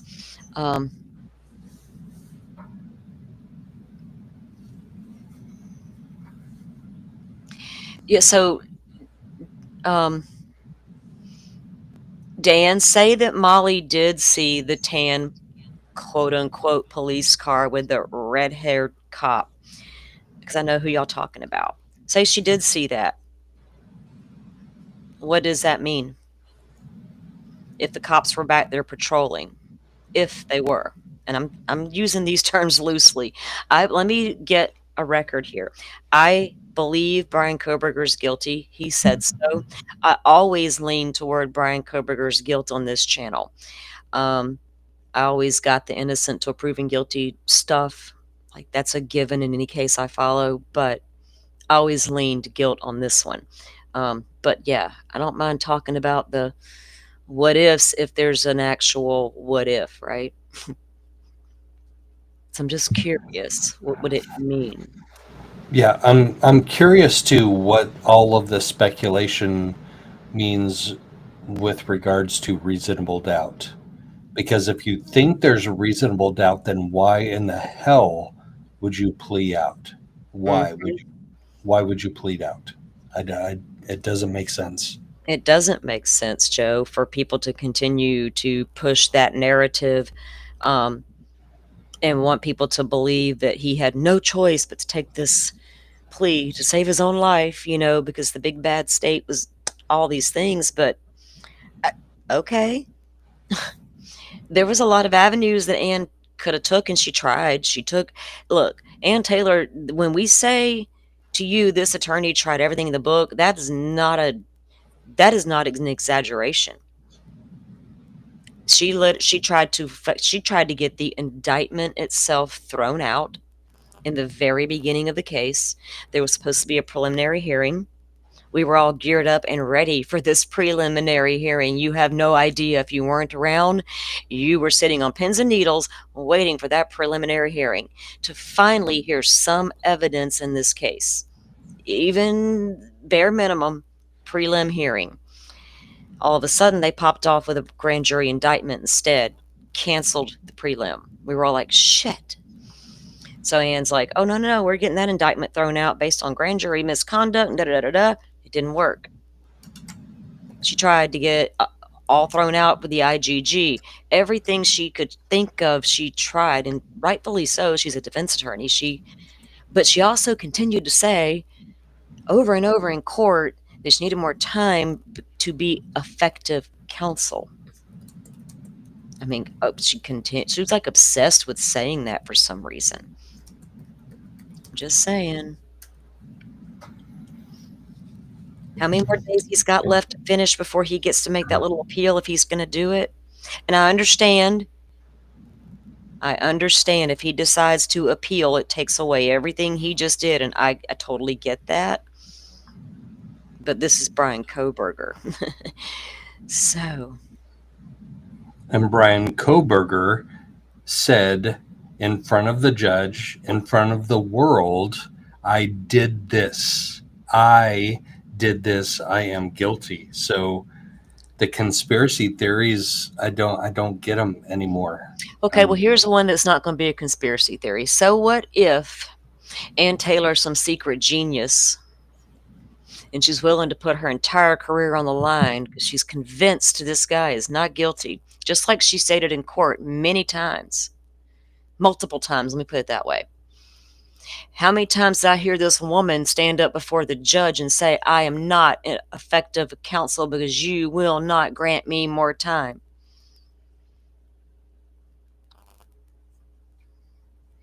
So Bryan Kohberger, to get a plea to start over, he has to say, I did it.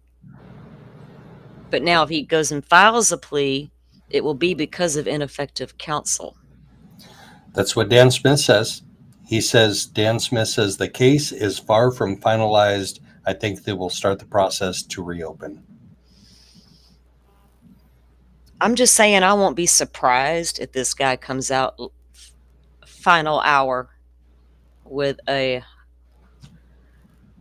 don't know. I don't know. Part of me thinks there's no way he will file an appeal. The only way he can is ineffective counsel. I know. There's no other avenue. Mm-hmm. And you're going to say Ann Smith was ineffective counsel? And Taylor, yeah. Ann Taylor, yeah, sorry. Yeah. Well, she said she was. She said she was, not me, not her.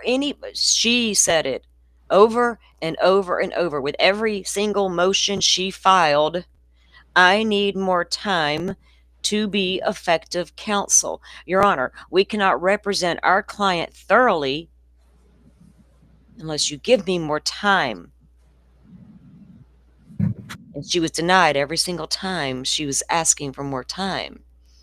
I'm just saying, I don't put it past that to happen. This is freaking Idaho 4, right? You get what I'm saying? It'll be a stupid move, in my opinion. But I don't know if this woman's willing to wage her entire career on Bryan Kohberger. I mean, she's the one that come out in court and said he's is innocent, not me. Yeah, I know everything he said will be used against him, but y'all aren't. I guess I'm seeing it through a legal lens right now, right? A legal lens is where I'm looking at this case from. I get it will null and void everything just happened in court. I get it.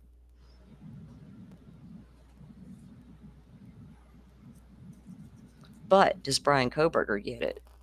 Is he willing to go that extra mile to say, I didn't do it? Or is he going to shut up and go away and sit down quietly now? Like, why would he take that damn phone? Why would he take a plea deal unless he was guilty of sin and couldn't fight the evidence they do have, including that ever so sketchy cell phone data that he tried hard to cover up, with the fact that he could, if they could prove he wiped stuff and you actually used forensic tools to do it and they recovered evidence of that, how would the jury feel about that? What would Bryan Kohberger think about that type of evidence when he knows that's the key evidence to this case other than the DNA?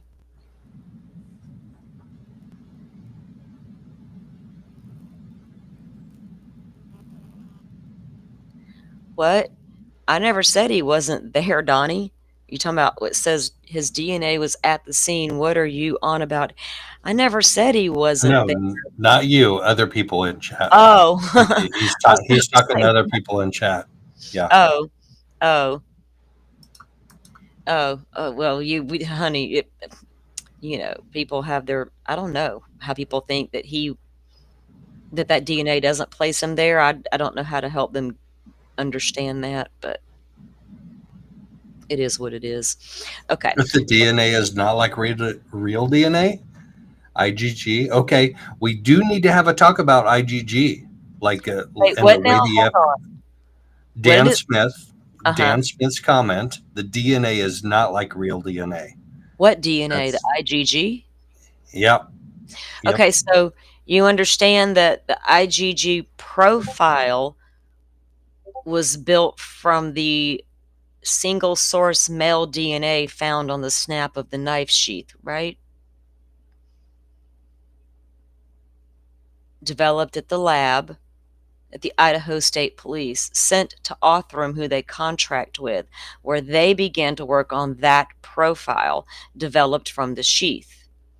They began a family tree on this DNA. It led to two brothers who are related to Bryan Kohberger, who did not want to cooperate with an investigation. And Othram was only allowed to go in the front door. But the boys over at the FBI, they have a little more relaxed situation over there. You know what I'm saying? So all the work was shut down at Othram, all transferred to the FBI. And the FBI continued to work on the IgG investigative genealogy tree and developed it back to Bryan Kohberger. Or I don't even think they got that far. They did, but they got back to Bryan Kohberger. But then once they got the DNA out of the garbage from the dad, it was a potential match to the Bryan Kohberger's DNA suspect. Because they couldn't get Kohberger's DNA from the garbage because he was constantly ziplocking his stuff, wearing gloves, and putting it in the neighbor's can. And the IgG wasn't even coming into court. See, here's the thing. Yes. Oh, IgG is not new. That's the problem. It was used to catch the Golden State Killer by a civilian who then taught law enforcement how to use IgG. Paul Holes was deep into that investigation. Paul Holes was asked to look into the DNA, what little tiny bit they found in Delphi, to try to build an IgG tree on the Delphi killer. Unsuccessful, apparently, or never done, not sure which. But it was done in this case. Ann Taylor was just the first attorney to challenge it, right? To challenge the IgG, not the DNA on the sheath. She never once challenged that sheath. Unlike her sidekick Friday filer Jay Logston, the other attorney, who come in hot on a Friday afternoon about 4 o'clock with a big old document drop on a Friday evening, talking about they planted this sheath. We're all like, oh, tell us more. But he never elaborated, and neither did she. Creepy ass stare. Y'all. So I don't know what IgG is real. DNA. It's the work that they do to build the IgG. Does that answer the question a little bit, or am I still missing something, Joe? I don't think you're missing anything. I think That's debatable, Joe Schmo, but thank you. I appreciate the vote of confidence. Um, highly debatable situation. it is. It is, and I love the debate. I love Dan coming in and giving us things to think about, but I think most of this has been thought out and like spelled out in court. Like when he pled guilty, he Well, said, I did it. My attorneys didn't talk me into it. I did it of my own volition. I'm guilty. I did the act that you're accusing me of. yeah. Like that's huge. Like Yeah, that is. Like well, if you had any ounce of doubt in your personal beliefs that you were responsible for this, like you maybe like went off in some kind of a psychological psychotic like mind bender and you don't remember any of it, like would you ever plead guilty? Would you ever at this stage of the process, pre-trial, like we're not even in the middle of the trial and the state has brought out a whole bunch of evidence against you and you're like, oh shit, maybe it was me. I don't remember it, but maybe it was me. right? It's not that. This is pre-trial.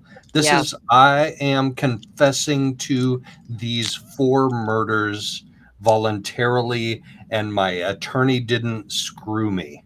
My attorney didn't fuck me. right. I'm agreeing to this. I'm admitting to this. I'm confessing to this right now voluntarily. That's what happened. And you have to go back to some of these last court hearings where not just the ones where Anne stood there and declared that her client was innocent, where they tried to keep out, where they went to court to keep out that Farm Road stop. Once that Farm Road video came out, everybody's like, well, what was the big deal about that? Well, if you watch it, everything about it was the big deal. Go watch his own attorneys tell you why they wanted that video kept out of court. And it was for the reasons I said.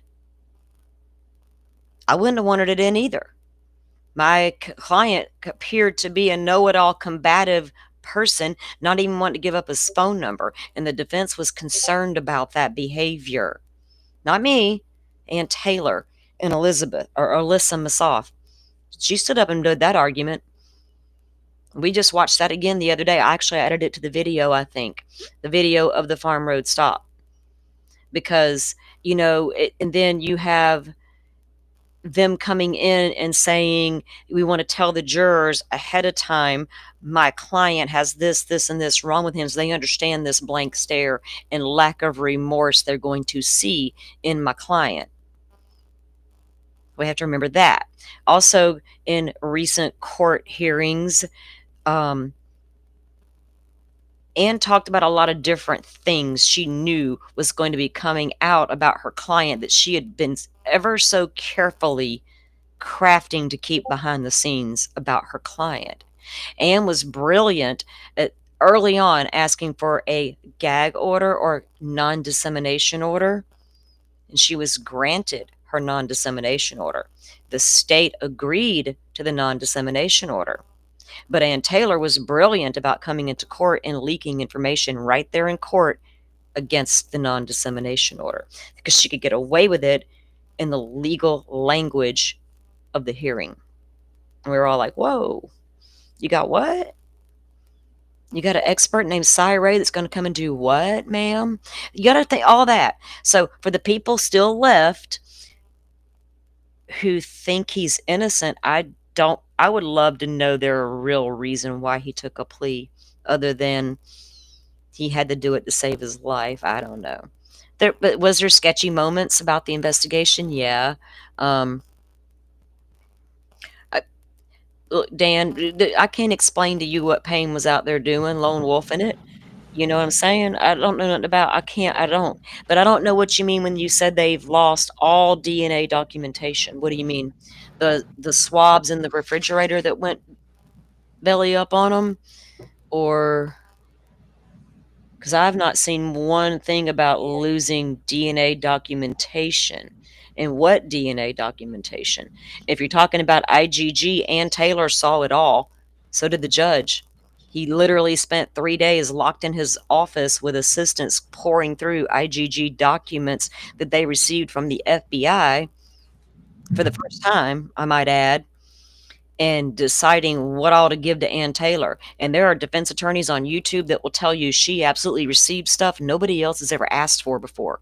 And she got it all. Ann Taylor did do a good job. But she's going to stand there and tell you she couldn't be effective.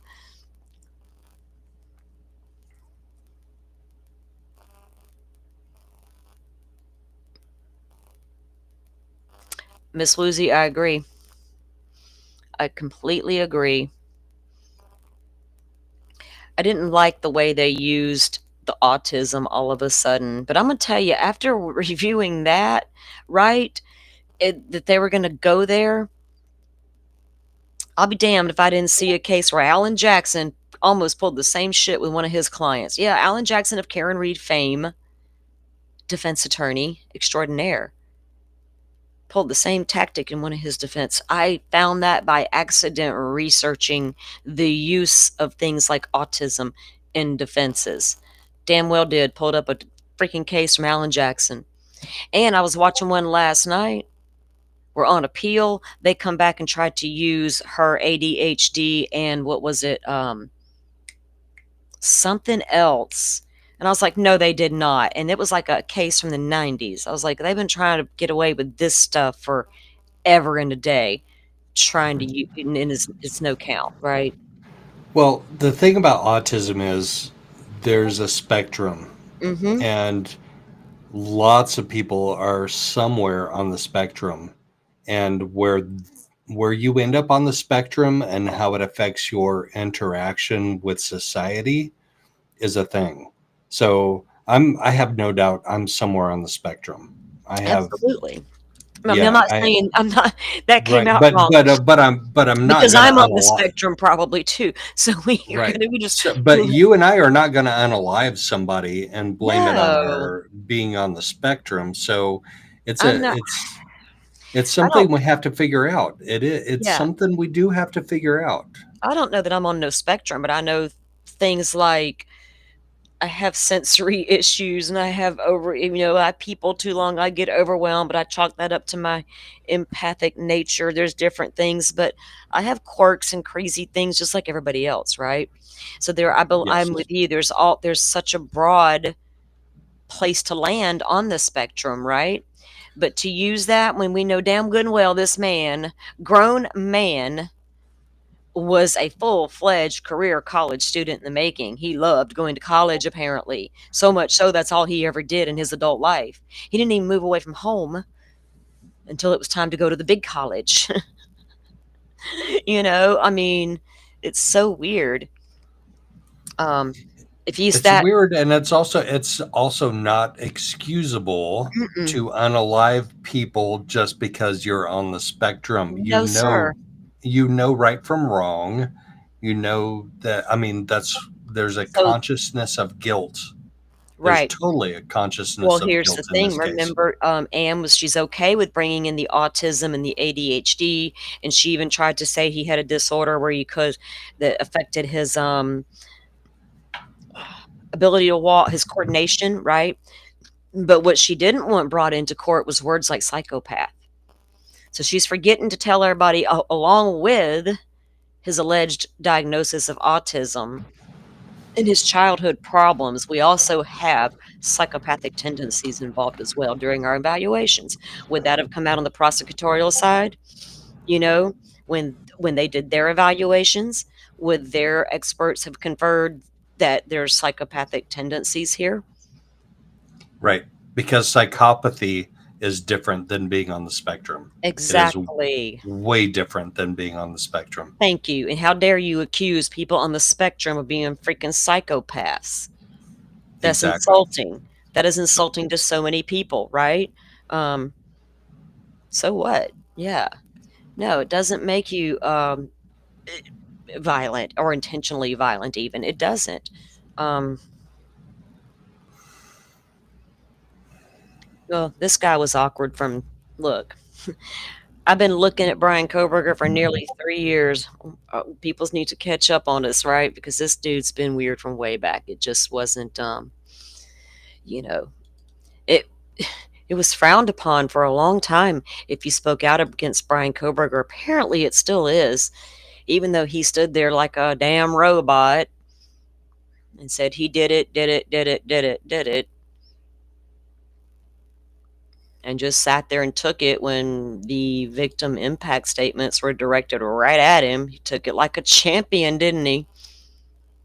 What was he thinking? Okay, let me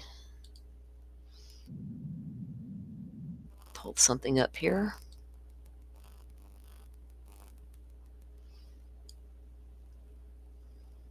You know, Lori took it too when she had to listen to her victim impact statements.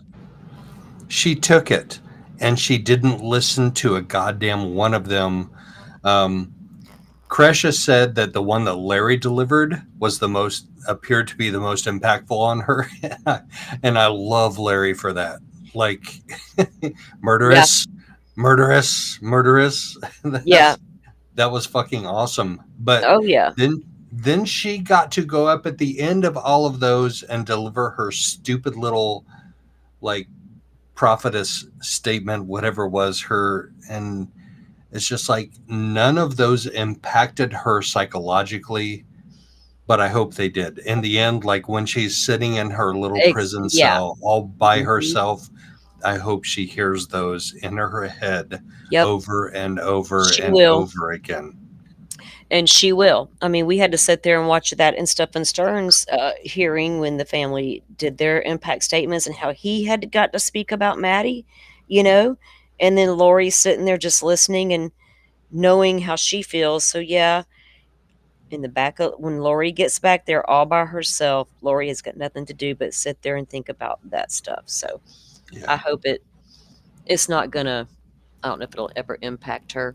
But I Forrest says, hope she remembers it. I just hope she remembers it. I hope she hears what Larry had to say, what Kay had to say, what Krish had to say, "Oh yeah, what they." what Mhm. Todd had to say. I hope she hears that in her head over and over and over again for the rest of her life. I think Lori only would for a little bit, and then Lori's gonna push that right on out of her head. She's gonna push it right on out of her head because it's not gonna Oh, benefit Lori to sit there and replay those things over in her head because there's no guilt. right, right. There's no guilt, no remorse. It will just make her angry at them. And then she might try more portal business or something. I don't Through know. the toilet portal. Well, you can perform witchery from anywhere. And believe me, there's probably a couple of them sitting in the jail with her. Okay. So we talked about we're going to talk about some of the Danny Rolling aspects to Bryan Kohberger and get what we think about that.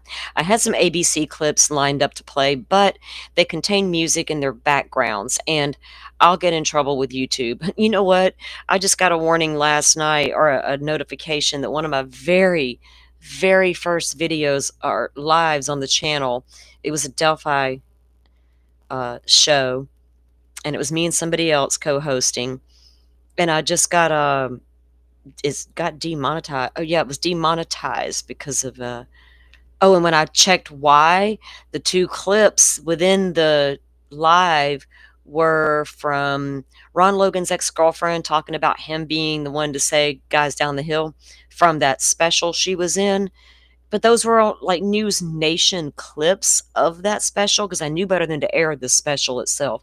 But yeah, Those two little segments, I could have took them out, but then it would have messed up the whole live. I was like, I don't care about that. But it was like a long time ago. Why is it just now? They're just now noticing it. I don't know. It was weird. So I'm not playing the ABC one simply because if I do, a lot of times I got to go back and take out music and background stuff, and it's a little aggravating. So I don't mind playing other things. But also, going back, before I get to that, because that's going to be a little bit of a lengthy thing to look at, I wanted to look at this one item. This was, so going back to the forensic wiping tools.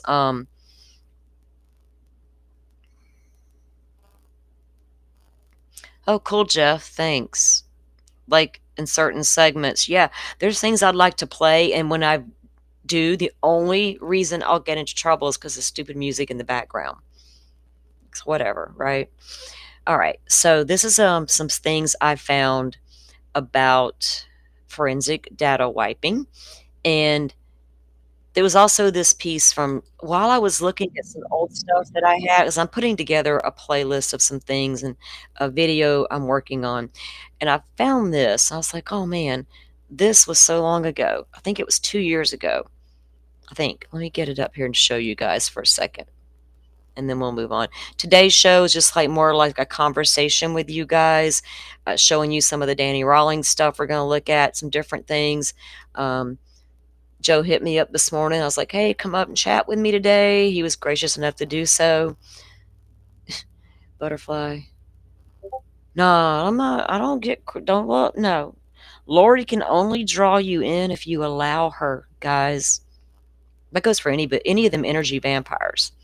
They can only suck you in if you allow them. I don't allow it. No. Okay, so like I said, this was from, let me see exactly, 2 years ago. And it gives you a little more insight into Bryan Kohberger. A lot of us have seen the Tappa Talks, the different Reddit posts. A lot of you may not be aware of, you may have heard of it, but not seen any of it, whatever. And this gives you a little bit of background on that. News, celebrating 75 years. Now to chilling new details about the Idaho murder suspect in his own words. Social media posts believed to be Bryan Kohberger's dating back years, showing his mental health struggles. ABC's Mola Lanke has those details. Newly uncovered social media posts painting a clearer picture of who Bryan Kohberger was as a teen, years before he was charged with killing 4 University of Idaho college students. The New York Times first reporting on posts believed to be written by Kohberger between 2009 and 2012, where he shared struggles with mental health and thoughts of suicide. Kohberger writing in 2011, "As I hug my family, I look into their faces, I see nothing. It is like I'm looking at a video game, but less." Kohberger also writing he experienced depression, a constant thought of suicide, crazy thoughts, and delusions of grandeur, saying, "I feel no emotion, and along with the depersonalization, I can say and do whatever I want with little remorse." Bryan Kohberger was someone who was struggling a lot in his teenage years about, what was going on in his mind and trying to figure it out and how to resolve it. Kohberger commiserating with other users about a neurological condition he says he suffered from called visual snow, where a person sees dots across their line of sight, similar to static on a television. Posting in 2010, "My mind is never not on visual snow. This whole thing has made me crazy. I feel like my life is pointless because people can think about times with parents, childhood memories, and be happy, and I won't be able to." He's talking on one hand about the visual symptoms that he's dealing with, but at the same time, there really is a sense of desperation. In 2012, in his account's final post on the forum, Kohberger writing he finally accepted his condition, saying, quote, "It doesn't scare me anymore." Kohberger graduating from high school and college, becoming a PhD student in criminal justice at Washington State University before he was taken into custody December 30th after a raid at his parents' home in Pennsylvania. Police claiming DNA found in the trash there tied him to the scene of the gruesome Idaho murders. Overnight, his former attorney in Pennsylvania, Jason Labar, telling ABC News he is still in touch with Kohberger's family and says his mother is still supportive of her son. She would first and foremost put out her heartfelt sympathies for the four families. She prays for them every day and can't imagine the situation that they're in. But on the flip side of that, she's obviously supportive and she wants to see how the case unfolds for her son, really pressing the presumption of innocence to anyone that will listen. Kohberger has not entered a plea. He is currently being held without bail and is due back in court in June. Mola Lengi, ABC News, Denver. We're watching. You know, and that information about Bryan Kohberger has been out there the entire time. And mainstream media reported on it when the stuff was uncovered, and, you know, then they move on to the next story or whatever, and they go on. But it was discussed more on social media. But there was a whole group of people who didn't even want to look at that and wanted to table it and say none of us should look at that, as if we were wrong for looking at that, right? And taking that information into account if we're trying to see, could this guy be a guy like that, right? Which I never saw the problem with looking at it and weighing it, but yeah, people felt some kind of way if we did. I don't know. What is that? Does that give you any insight into this guy, seeing some of the things he did do, Joe, or was? Oh, absolutely. It confirms my suspicions, but it doesn't prove them, quote unquote, beyond a reasonable doubt. But it does confirm suspicions, and I'm okay with people saying, well, you shouldn't look at that, but I'm not in the jury pool, so I'm going to look at it. I'm going to look at it and evaluate. Right. Exactly. And that's, you know, once you, and then there was also other things that came out as well, like the getting fired from the, or losing the position at the high school in the program. Taking things like that into account doesn't mean he was a killer or didn't prove he did anything, but it was sure like, your first warning signs, Dan, right? Like these were they warning signs, right? They're indications that this would have, and if you're an attorney, how much of that would you have tried to get into court, and would you have been able to fight to keep it out of court? Like bad, that's not even bad prior acts. That's not against the law to post your thoughts. And couldn't be considered hearsay because it's his own actual thoughts, right? So I don't know if, you know, Anne would have fought to keep that kind of stuff out if she thought for 1 second the prosecution wanted to bring any of that in as trying to show character or thought process or anything like that.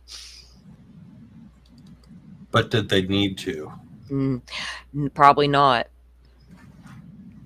They're already Anne uncovered a lot of it for them by getting all the doctors involved and telling that she needed to research his history going, oh, I don't know what, 3, 4, or 5 generations back to great grandpa. We're going to start there and work our way back to Kohberger and see how many of them suffered mental illness. That was what she was doing.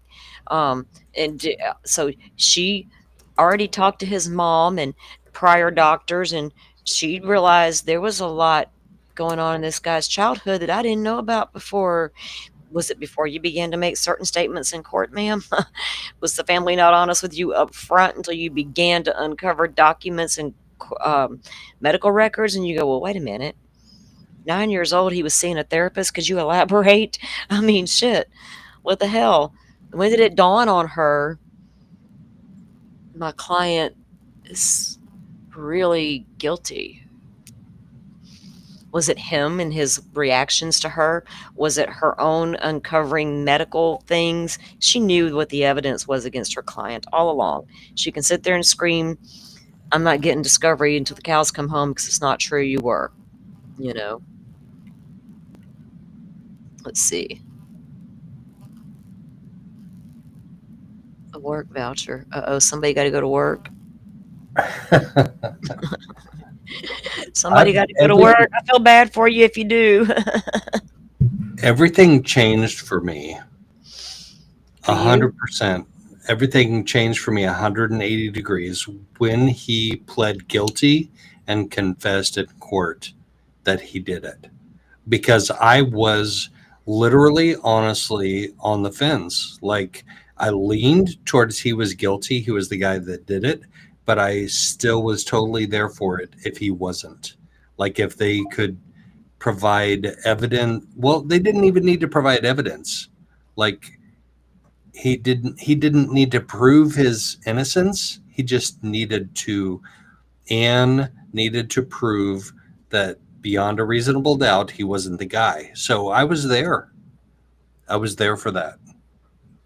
Well, And yeah. until he pled guilty in court, everything changed for me. Like literally when they were reading off the horrible things, and when you and I think we did 1 or 2 days of reading through his documents. We're reading through the horrible things that happened. Mm-hmm. Beautiful young ladies. And I mean, like I didn't believe beyond a reasonable doubt that he was guilty. But Okay, let me ask you this. I always Okay. knew you leaned in that direction, right? Um, What about the sheath DNA? How did that play a part for you? If you were on the if you were on the jury and we went to trial, and just based on what we do have, the phone, say we have a report saying the phone was off during that time period, but here and here and here. All right. And, in the area 23 times, and we have this sheath and we have this phone or this video of this car. How would you have felt with the DNA of the sheath? If you don't have his phone pinging off of a tower at that time, I'm not going to give that any credence. And if you obtained your DNA evidence illegally, if the FBI did an illegal search of IGG, then I'm going to discount that too. And I, on the jury, would have found him innocent or not guilty, not factually guilty. Okay, but your IGG evidence is not even coming in as an evidence. It's a tip. They weren't going to say in court that they weren't going to say in court during the trial that they found the suspect through IGG. Both sides agreed to call it a tip. Now, the jury was never going to hear what that tip was. Other than we also have DNA on a sheath, which might have made them wonder, but okay, so the sheath being in the home with DNA on it, did that part matter to you? I mean, did you ever? Oh, absolutely. If that part gets in, and I hear that as a jury member, then that makes all the difference in the world. That's 100%. Like I'm there.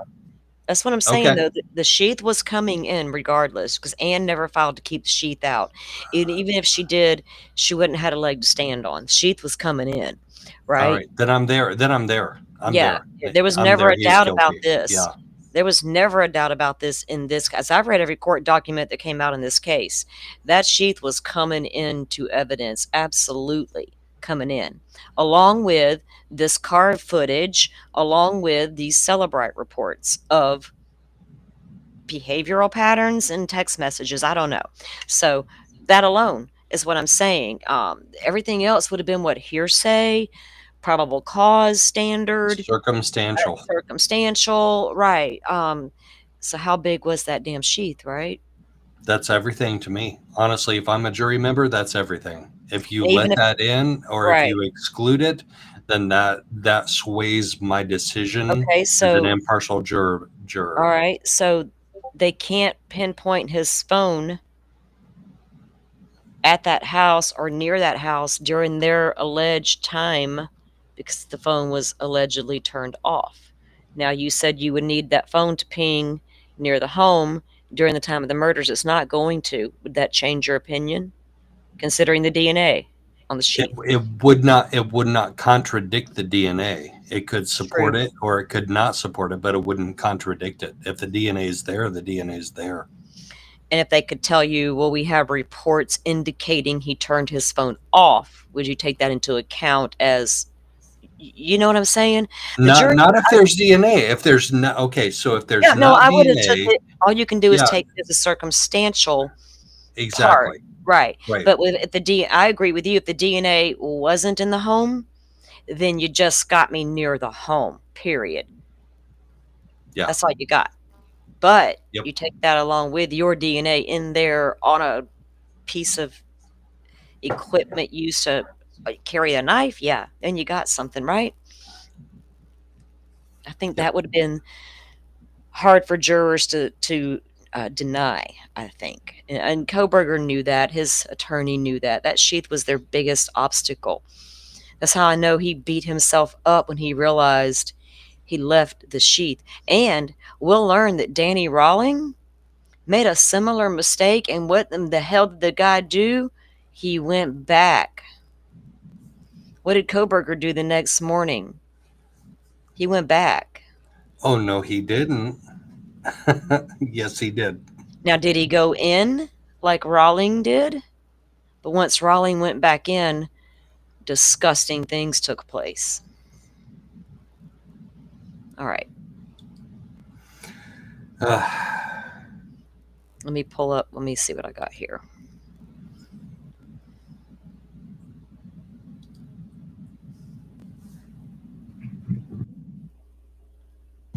It just everything, like literally everything changed for me the minute that he pled guilty.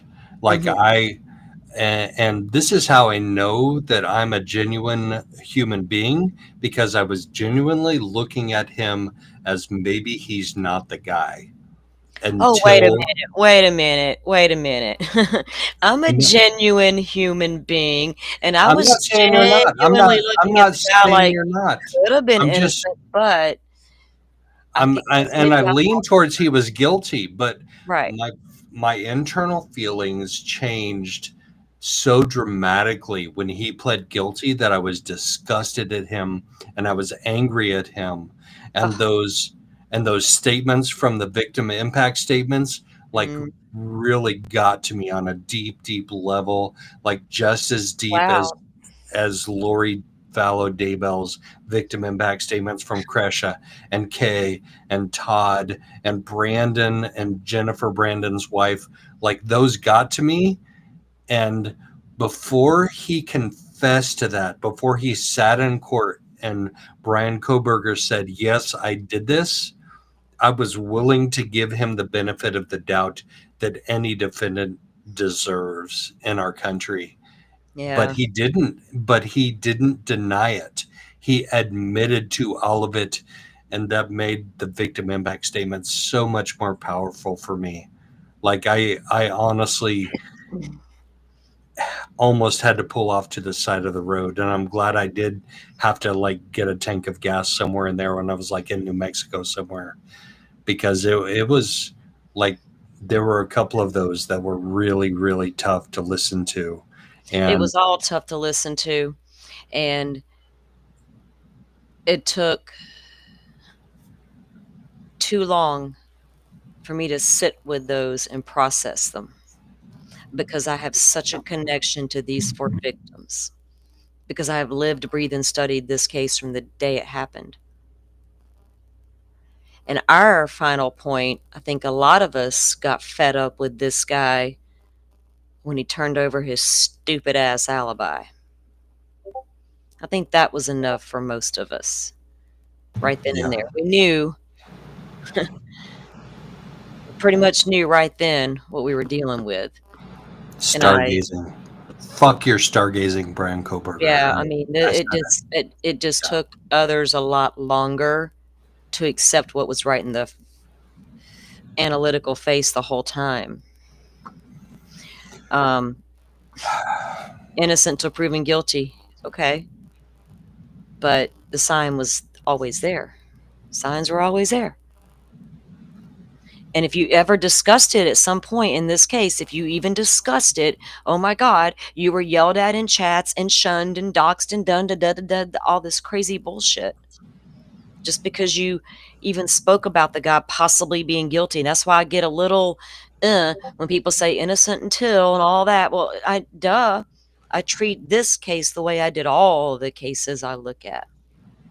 So what if I felt like this guy was guilty the whole time? So what? I never come out here and told my entire channel, this guy is the guy, hands down, mark my word, all that shit. No, we always discussed everything and we read all the documents here. That's how we concluded what we concluded, looking at documents that both sides presented, not just one little fancy footwork of a document. You know, anybody can throw down a juicy little document, but can they back that shit up? That's a different story. Can you back that up, Mr. Defense Attorney or Miss Defense Attorney? Some of you can, some of you fall real short of that, right?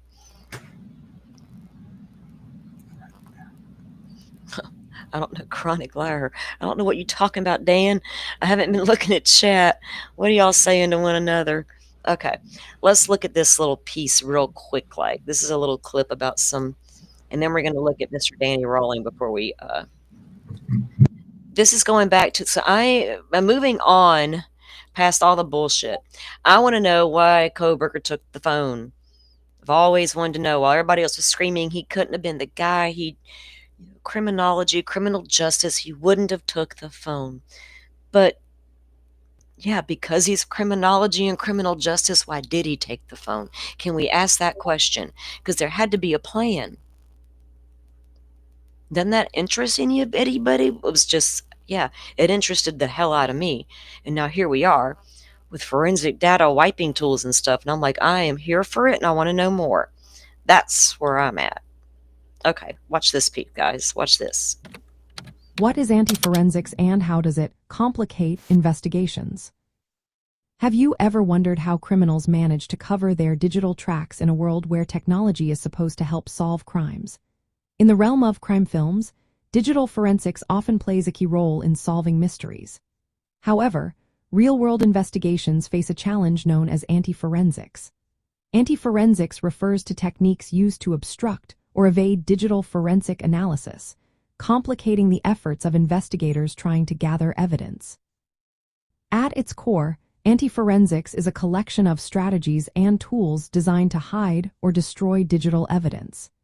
This can include methods like data hiding, encryption, and file system manipulation. The aim is to make it tough for forensic investigators to piece together the digital trail left by cybercriminals or individuals involved in illegal activities. One common technique is data hiding. This involves making data hard to find while still keeping it accessible for future use.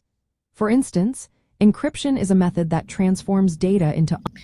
Dan, I know all about Stickergate. Y'all, let it go. Unreadable code, requiring a specific key to access it. Another method, steganography, hides data within other files, like images or audio files, making it even trickier to detect. Encryption is a powerful tool in the anti-forensics toolkit. Modern encryption algorithms are so strong that even with significant computational resources, it can be nearly impossible to decrypt data without the right key. This adds a layer of complexity for investigators trying to access crucial information. File system manipulation is another tactic used in anti-forensics. This involves altering file metadata or headers to disguise the true nature of files. For example, changing a file extension from JPG to MP3 can mislead investigators into thinking it is an audio file, diverting their attention from the actual content. These anti-forensic techniques complicate investigations in several ways. First, they can lead to evidence destruction. By erasing or altering digital footprints, investigators may find themselves with little to no evidence to work with. Second, misdirection can occur when manipulated file types or metadata lead investigators down false trails, wasting time and resources. Lastly, encrypted data can be nearly impossible to access without the decryption key, significantly slowing down or even halting investigations. In crime films, anti-forensics is often depicted as a sophisticated tool used by villains to evade detection. These films showcase high-tech criminals using encryption and data hiding techniques to cover their tracks. However, the portrayal of anti-forensics in movies can sometimes be exaggerated for dramatic effect. In reality, these techniques requiring a solid understanding of digital systems and forensic analysis. Incorporating anti-forensics into crime films adds layers of complexity to the plot. highlighting the ongoing battle between criminals and investigators.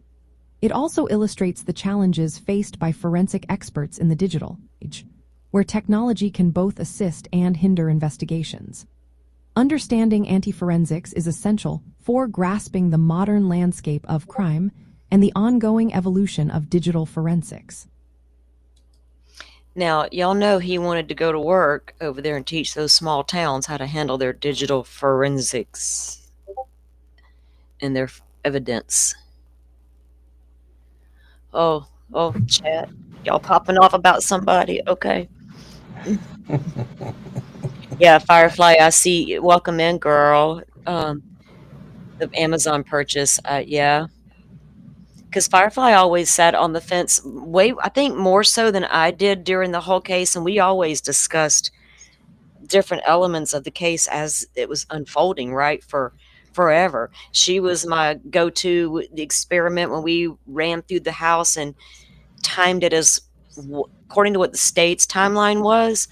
Firefly and I went in and did an experiment about it, and damn, 412 TikTok. That's when Xana met Kohberger at the bottom of the stairs, right after she was on TikTok on the phone. It was really crazy. But so we always went through the evidence as it unfolded. We would change and shift as evidence come out and court documents came out. And like she said, I think she shifted more with the alibi, but still gave it more of a benefit of a doubt than I'd say me or Dolphin did. That makes sense? If I'd explained that right, Firefly, I hope I did, because she would be like, we would have these conversations and we would like, well, this, and she'd be like, yeah, but what about this? And we're like, but she always leaned toward he did it too, but also I think more so than me that he was probably could be innocent, right? All the way up until the time that he said he wasn't innocent and that he was guilty. Right, Firefly, when we realized that too. And the thing that really nailed it for her was the document that stated that he logged into the VPN at 4:49, 1 minute after he reconnects to the cell tower. And it on the iPad login too, right? That we read about in the court documents. Those motions in limine really had a lot of evidence packed in them that we had never heard before in this case. That's where a lot of the evidence lies, is in those motions in limine. And I've already got a list, because I'm going to show the video in a minute of the crime scene photos. But I also have a list of the photos in their descriptions from the documents. I need to match those up to the video. But there's still a lot to unpack as we move through this case, obviously. Yeah, Donnie, you did say you thought there would be a plea deal. I don't know if I think Kohberger would have went the distance, but he didn't go the distance because, again, his attorneys said in court, and they stressed it, about how that Amazon account was from the family shared computer. So if not Kohberger who ordered the K-bar, then who? Somebody within the family other than Bryan Kohberger. Okay, but who? Mommy, daddy, or sis? Or it was his sister. His sister was totally, yeah. Mother, father, or sister. So was Mama going to allow Kohberger's attorneys to throw sis under the bus to save the baby boy? Or were they going to say, your mom searched it, Kohberger? I mean, the defense stood right there in court and said that. And that, again, we'll go right back to the Casey Anthony case and the searches done on the family shared computer. No way to know who searched the searches. Was it Cindy or was it Casey? No way to know, because it was a family shared account. Now, Kohberger's bullshit was bought with his little gift card sent to the address shared by the family, right? So that's why Kohberger took the plea deal, was to save his mom and the fam. Not so much the fam as Mama, I'm telling you.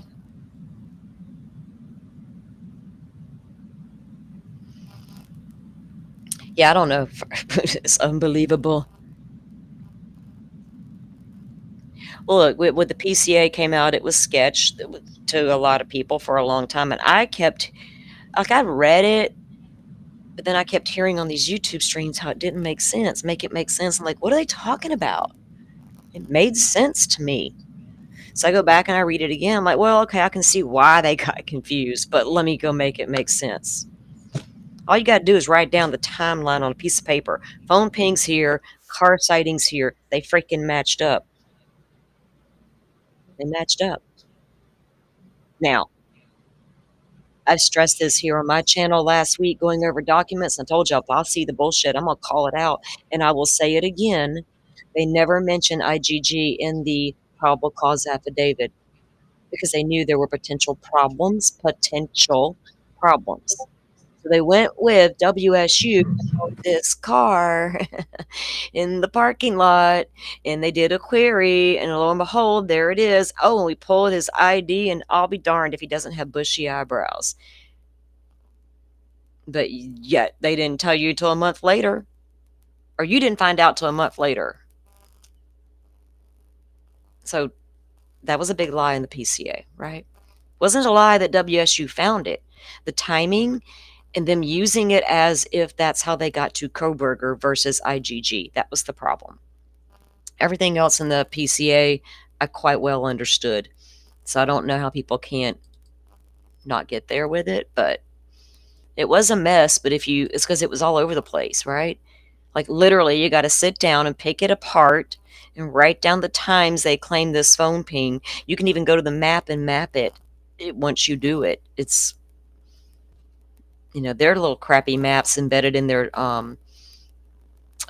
document were so crappy.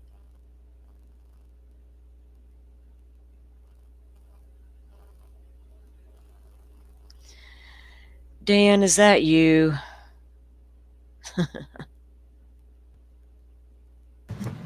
That sounded so resigned. Oh, goodness. Yes. I love Dan in here challenging us, though. Like, I do love it. Like, I'm just wondering if it's somebody I know. People didn't like all the gaps in the PCA. Yeah, and that's the thing, Firefly. It did seem gappy until I went and sat down and wrote the damn thing out. And then I was like, why didn't they just do it like this? Why didn't they just focus on these phone pings and these car specifics, and they gave me a big story in between, some fluff? I don't know. That's the right way to describe how I felt about it. I get it. We discussed it many times about that PCA, right? Was it sketchy? Was it not? What does this mean? How peculiar is that? Why is this redacted, compared to that? It was just, because this was not a perfect investigation. And let's be honest, if it wasn't for the FBI, the Moscow police would still be stumped. They can sit there on their little media tour and go on and on about how they would have got there eventually with the car, but I beg to differ. And I laid out why last week in this show. So let me get on with what we were going to look at today. Let's see. Hold on. Let me start the video of ooh.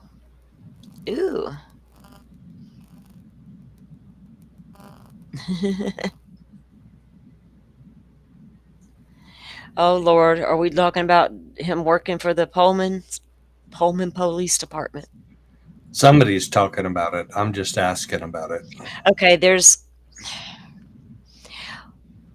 chief said Kohberger, he did apply for a job in Pullman. He was denied the job. We've already read the documents. The emails are out there between the chief and Kohberger corresponding about meeting for the job on Zoom, doing the interview. All of that's out there. It's also out there in the document, which I don't remember which number it was, about the research being done for the universities. But what people didn't catch that I feel like is important was that research being done by WSU for the department, not Kohberger working for the department. Is that what you're talking about, that bit of information? Because I think that's what people are talking about. Like I said, I'm not venturing out all over the place looking to see what everybody's saying. I don't know. because they're all going to say a million different things. And I just know what I read in the documents, right? That's what I'm talking about. So if you can lay it out to me exactly what you're talking about or which document, then I'll know. Other than that, if I read them all 300 painstakingly, we read all 300. So, well, damn near. I know I read all 300. I didn't put the channel through all 300 if they were repetitive or just a warrant was served, right?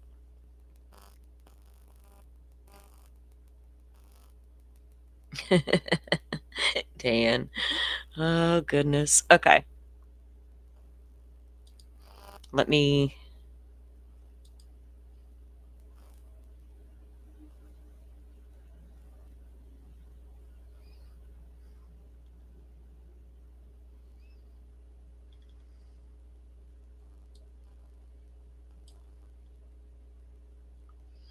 All right, Joe, can you entertain the crowd for just a moment? And I'll be right back, and then we're going to watch this video of the photos from the crime scene. Oh, don't ask me to sing a song.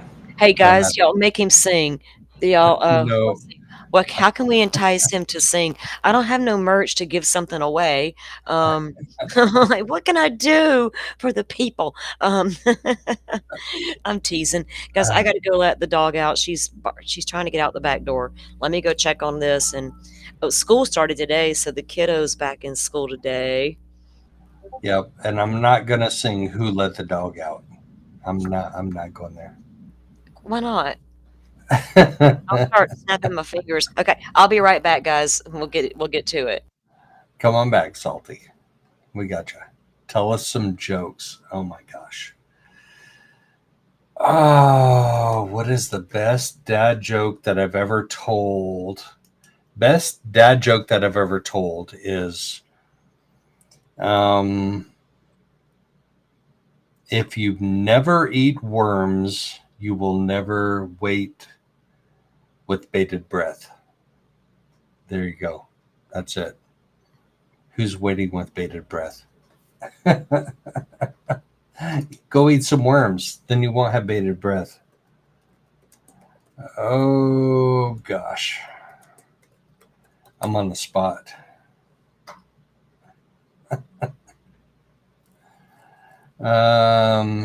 Yeah. Google dad jokes are lame. Like regular dad jokes aren't lame. Like that eating worms and bated breath thing, that's not lame. But other Google jokes are lame. Oh, gosh. Yeah. Why can't I help my son with math homework? Because there's too many problems. There's just too many. Oh,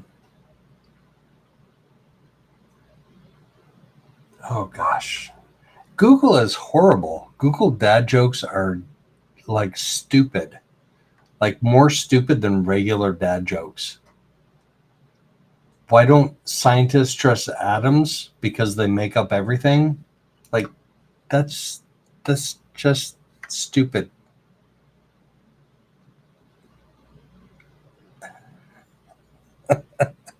Oh my God, Jeff. Yeah, that's a good one. I can't like highlight it because I don't have highlight powers. Yeah, that was awful. That was an awful dad joke. Did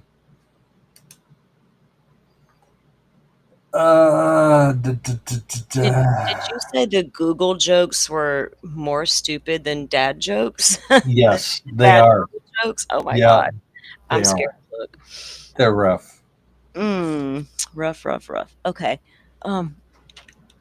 Sorry, I was looking for my phone charger and I got confused. Almost grabbed the headset cord. Okay. Let me get that out of the way. I'm not tagging anymore on my phone. It don't work on the phone, girl. Christine Wildside, welcome in. Welcome in everybody who's coming in. Firefly, I saw your comment. I'd really love to know what exactly the FBI knew and how soon they knew it. Girl, That's the golden question, right, for us. She has a feeling they were onto him a lot earlier. We wondered that, right? So if you're working the tree, you're already onto a last name, right? And we saw in those documents all those broad search warrants they were doing about who was searching for K-bars and who was searching for this and that. If he'd have come up in one of those searches, would they have been like, aha. Don't call me Shirley. I accidentally left my phone in airplane mode. Remember that one time that one creator went live and Agent Shirley called her on the phone? Down the rabbit hole we go, into the weeds. Okay. Let me get this pulled up. And we're going to go. Joe, have you seen all of the video, or not videos, the footage or photos that's been released in the case so far?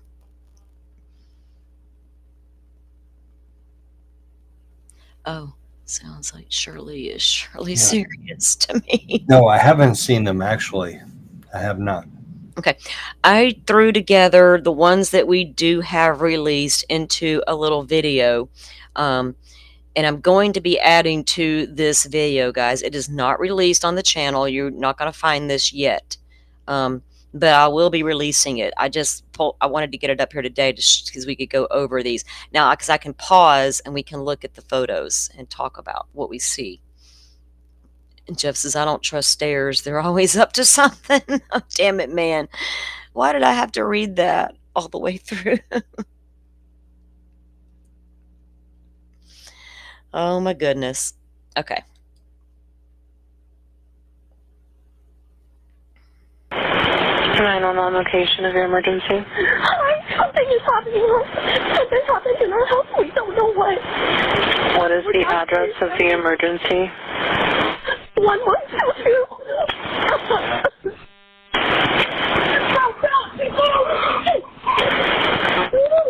What is the rest of the address? Oh, Kings Road. Okay. And is that a house or an apartment? It's a house. Can you repeat the address to make sure that I have it right? I'll talk to you guys. We live at the White, so we're next to them. I need someone to repeat the address for verification. The address, 1122 King Road. All right, guys. See on the left, the photo on the left on the screen, you can see the students sitting down on the sidewalk, or on the edge of the street, I should say. Right across from the King Road resident, there's an officer standing there with them. That was the surviving roommates and the friends that were called over that entered the home and made the 911 call with them. There were 3 altogether: Hunter, Emily, and Josie. A picture on the right-hand side, you can see the blue house with the black pickup truck parked in front. That is 1112 with the camera that faces the intersection, and you can see the King Road house sitting right behind it, the lighter colored 2-story, and then you can see the red brick apartments, and that is your Queen Road apartments. And what's the phone number that you're calling from? What's your phone number?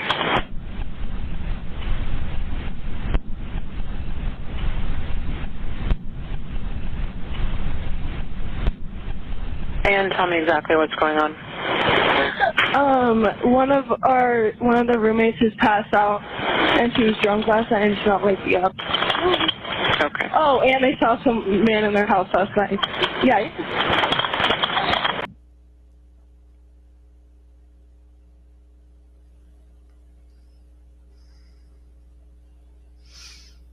Now, in the beginning of this, I did incorporate photos that were taken all around the home prior to Kohberger's arrest, when they were investigating the scene, right? I put those in first before I went into, this was in the that photo, hold on. Well, I want to just show you guys. So let it come back. Hold on. I'll show you the one I'm talking about.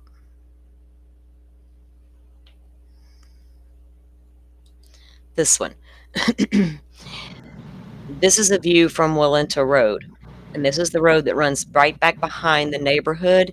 And in the newly released footage, you can see when the car goes back on that street, as well as when Molly comes down that street and comes around.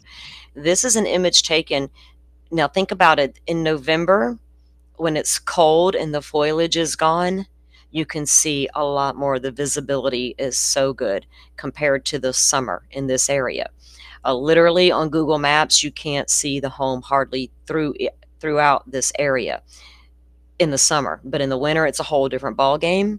And there was a lot of spots on Walenta Drive to take a look at that house. So if you're riding back there already, because it makes a big circle back around to the house again, makes a big circle, and you can get in and out of the area pretty quick back there too.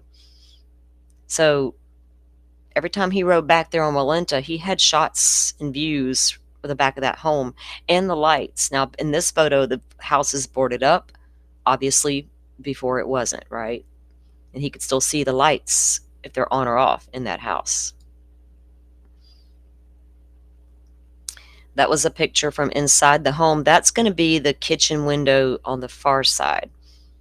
And that was one of the investigator or CSI crime scenes inside of the house. They're doing work inside the living room on the second floor. You can see the beer pong table set up. And they're at the top of the stairs. Again, from the living room. And notice that right there next to the lady with the forensic jacket on, right above her shoulder on the left, that's a handprint. Some of those handprints have been known to a lot of us for a long, long time. Investigators outside the home. Notice what's in this woman's hand. What is that? We're going to get a better look at what she's holding in her hand in just a minute. And when I went down my little rabbit hole of the portable MVAC in the very beginning, I was like, oh, fireman holding a vacuum. Could it be the MVAC? Let me go see. And then I was researching it again the other day just because I noticed this picture again. And I found somebody on Reddit 2 years ago talking about the very same thing and the possibility of Kohberger going into this house with one. Look at there. I don't know why he would take one in, because it extracts DNA. I'm not saying he took anything in besides the K-bar. I'm just saying. Footprint in the backyard, possibly. There's the house with the camera. That's inside King Road. King Road. The dog when it got there. That was an image of a shoe print. Look. And then they also found something down there, and they were measuring too, and they scooped up something from outside as well. These are all old images that have been out there for a long time. And there's again the roommates that were in the friends. That is an image of one of what, 3-4 guys, Jeff, Firefly, anybody who's been around for as long as I have. These guys came late at night one night, and they had out-of-state plates on their minivan. And they pile out, and they go inside. They're all wearing badges around their necks, all plain clothes. Cowboy hat guy here. I call them the cowboys. A lot of us did. They go inside, and cameras from outside, media, and we've got the footage somewhere, shows them inside the house. All they literally do is walk through the house. They go upstairs, they look around, they do their whatever they're doing, and they come back out. I think one carries something out in a brown bag at one point. Then they all file back into the minivan and leave. Profilers, maybe? Behavioral unit profilers? I'm still stumped on who they were. Documents haven't clarified yet. Why they look. There's the jacket found by the fire hydrant that they decided to toss back to the ground, but the documents said that was a black vest. I don't know. Tire impressions in front of 1122 King Road. These particular ones are very close to an area in a video of Xana out front of the home before the crimes, obviously, because it's Xana. And you can clearly see skid marks, tire impressions on the road. Whether or not these were ever tied to Kohberger's car, apparently not. Or it could have put him in front of the home at some point, right? And there's another evidence marker, and this is the backyard of the home. There was an old couch in the backyard at the time of the crimes.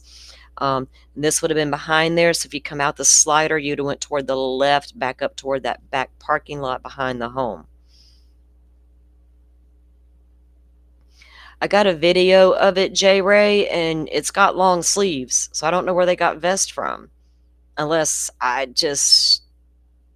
my mind was playing tricks on me. We'll have to see. That shot of that investigator, you know what? Let me show you guys that, because I don't know why. Oh, did I pass it? Okay, it's going to be in here. So, right there. For some reason, out of all the pictures I have ever seen or collected in this case, that one picture stood out to me. I think it's Gilbertson, but I never knew who it was.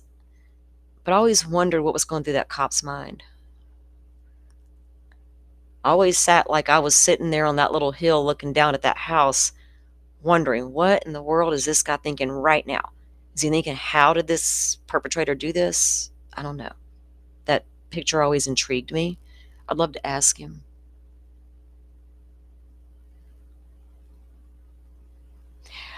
Yeah, that's hard to say, Firefly, if that was a robe or...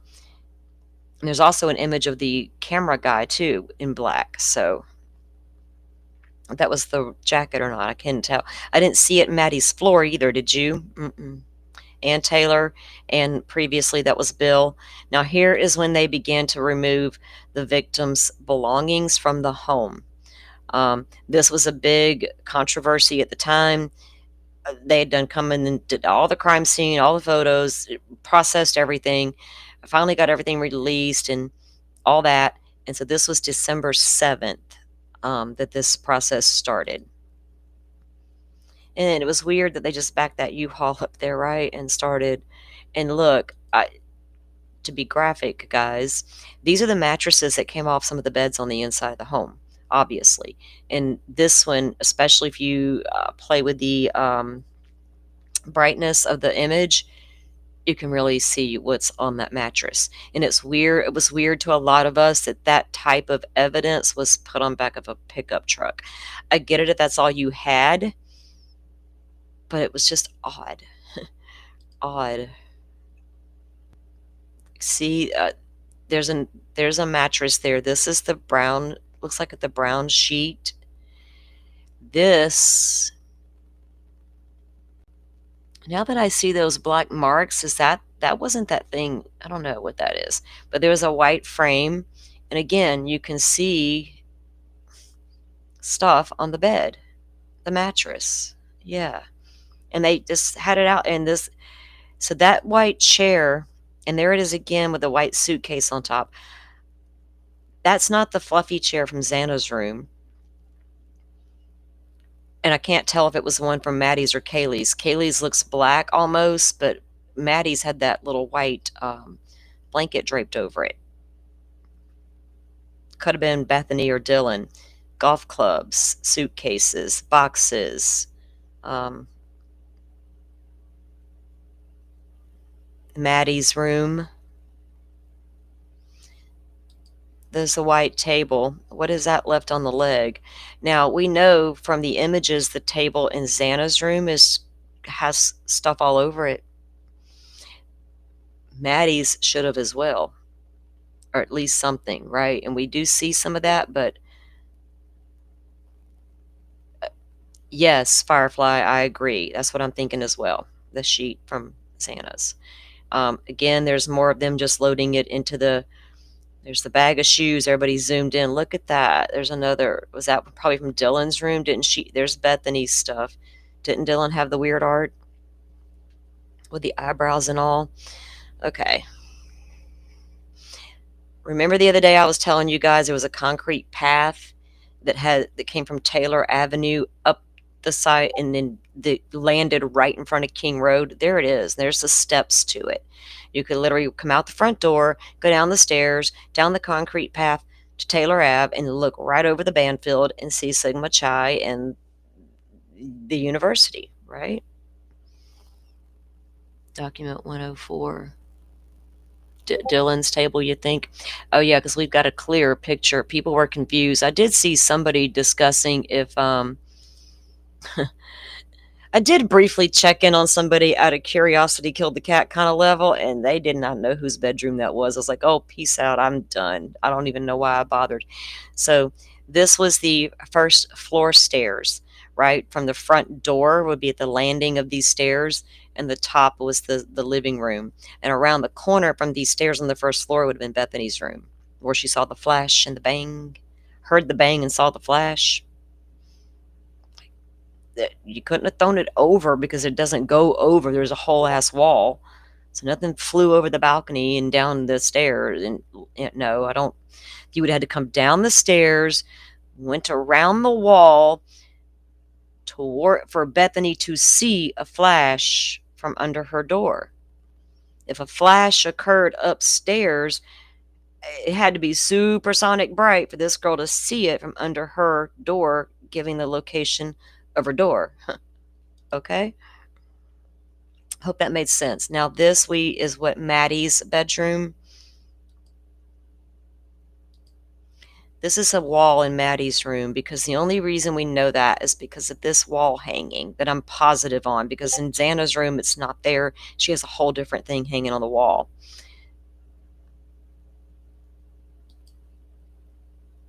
And the sheets are different. And graphic, I need to get the graphic warning up. Guys, this is true crime. We look at things here that aren't always pleasant. If these bother you, I'm sorry. You have the opportunity to step away, as they're not all going to be this graphic. So let me take that one. Again, there's blood drops leading, and this would be in Xana's room. Okay. And this is Xana's room, we know, because there's the rug that was in her room. And remember the blurred out, when you see this image in a minute, this black laying here and the rug, just take that into account when you see the blurred imagery that we will see there. So this was the living room at the top of the stairs, looking down the hall into Xana's room. And the blurred out section is where, Xana would have been. And the PCA does state that from the hallway through the door, you could see the female who turned out to be Xana. And I'm going to assume that these lights on this tray were probably on, as well as the good vibe signs, because I doubt the cops would have turned them on once they came in the home to photograph. The twinkle lights in Xana's room, the other twinkle lights on the other wall of the living room, all appeared to have always been on. So was that the only light, and is that how Dylan saw bushy eyebrows in that living room? Because of the amount of light coming off, not only the good vibe sign, but couple that with the table beside it, was it casting enough light for her to notice bushy eyebrows in the dark, if that was the only lighting, right? So she also had to run. Dylan ran right past this, going down to Bethany's room. And remember, she caught a glimpse of Xana on the floor. The documents reflect that. That is Xana's bedroom.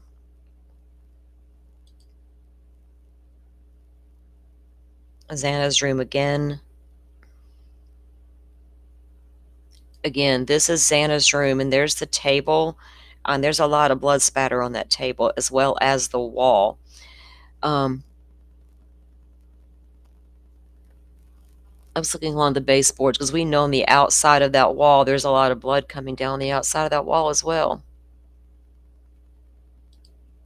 200 from the couch alone, Tom. I have an image of that. Now, this is an image of a table in Xana's room, and my Wi-Fi just went wonky for a second. Hold on, guys. I don't know what happened to her. She took a nap. There's literally nobody on the Wi-Fi here. Okay, come back to us now.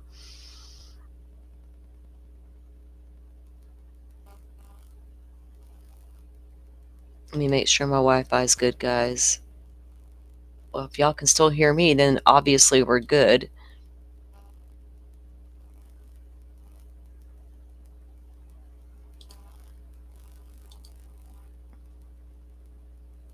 Okay. Let me take it down and bring it back up. I know where we are in the process. I don't know what's going on with that.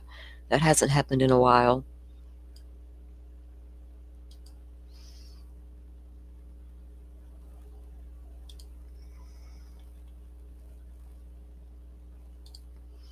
Are you still with us, Joe? Yep, I'm with you. I Okay. haven't seen those before. Those are Okay. tough to. Yeah, it's some of, and there. Like I said, even if I got all 200, or if more, when more are released from those who do have them, I won't show graphic to the where there's bodies on the bed. You know what I mean? If I look at those, I'm looking at them from a CSI lens. At that point, I can compartmentalize stuff pretty good.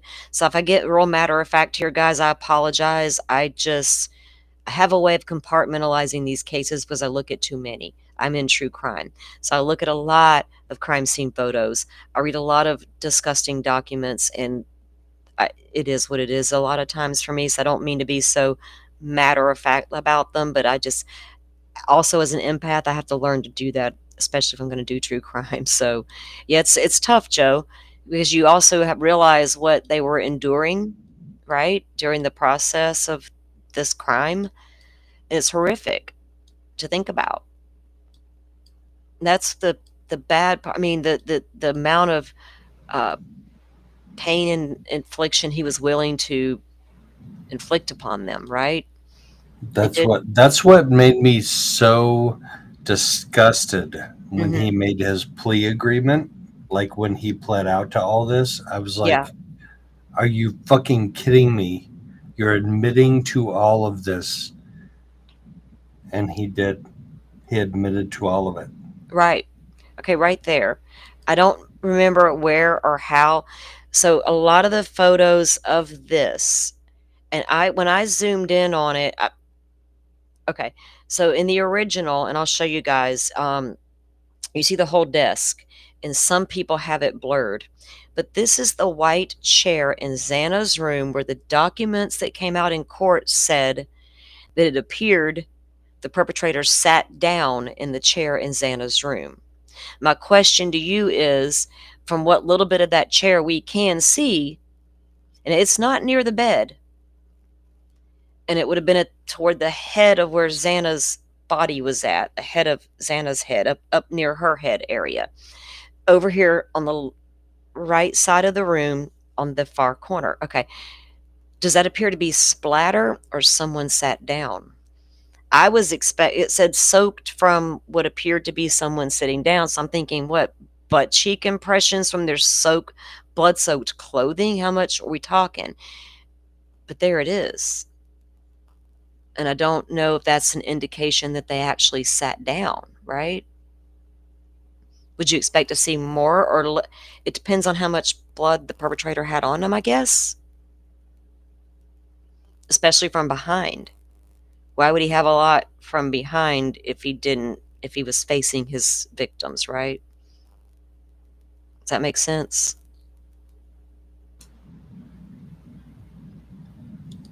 So that is the white chair in Xana's room. And this, oh my God, that one, let me go back. See, I put them in there, so I didn't want them to be too long, so y'all can pause it. This on the left, it went. Okay. So there. The picture on the left is Kaylee's bedroom. Under the desk is the photo on the right, and you can clearly see Murphy under the desk. And the document we read, when the officer got there and entered Kaylee's room, the dog was on the bed. But the dog then moved from the bed to under the dresser, scared and nervous. And there he is. Poor Murphy. Don't you wish the dogs could talk? And there's the same photo with, again, there he is. And that would be Dylan's bedroom. That is Dylan's table there. Okay, with the 2 drawers on the front, solid on the back. Some people think that's a balaclava. I think that's a fan, guys. A little black fan. I think mine, it looks very similar to my little fan. Mine's a little USB fan. I charge it. I take it outside to my little table under my pole barn where I sit with my outdoor table and chairs. As I'm in Florida, I need a little fan sometimes. So I have one. And you see a cord, so I don't think that's, yeah. But if you look up here on the far right, you see the boards where her crazy eyebrow pictures would have been, they spoke about in the documents, that Ann Taylor let us all know that Dylan had these drawings of bushy eyebrows in her room. Now, Jeff, it's not AI enhanced. Jesus Christ, y'all, it's not. Go get the original photo and you do your work and do zoom in. He's there, I promise. Okay. Bethany's room. How do we know it's Bethany's room, not with somebody else's? Well, it's not one of the victims. One of the deceased victims. And there's this tile right here, right? From the first floor. Bethany's bedroom. Uh-oh, dog's freaking. A spare bedroom that nobody lived in. If you zoom in, and I think I posted it on the community page, I think I did. Remember Hunter grabbed a knife from the kitchen? And then he ended up placing the knife on the beer pong table. You can see the knife in the image. It's on the bottom right-hand corner down here. You can see the tip, or the blade and the tip. You can't see the handle. It's hidden behind the red Solo cups.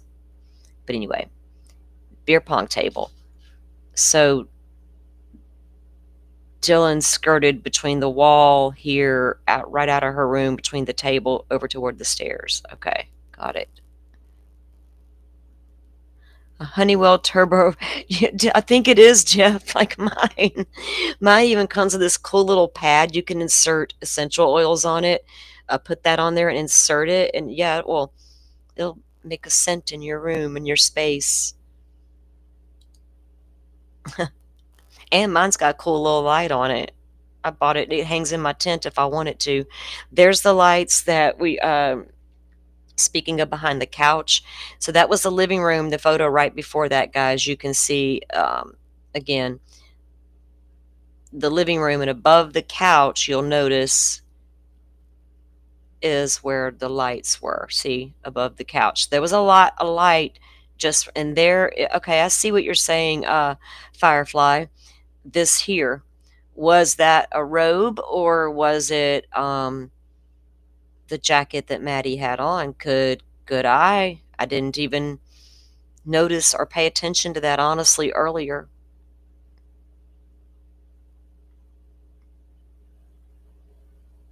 Now I wonder, okay. I think that's inside Xana's closet, and that is the kitchen, obviously. Now, this window here is different than the other window with the 2 little baskets and the other plants. I see a lot of chatter on Twitter over the weekend about this damn kitchen and how the scene seems altered because this plant's knocked over and this is different. This is on. Y'all do realize there's 2 different kitchen windows, right? There always was. Always was. Calm down. A little bit of blood on a door. Notice the doorknobs. They are not the keypad entry codes, as many had wondered.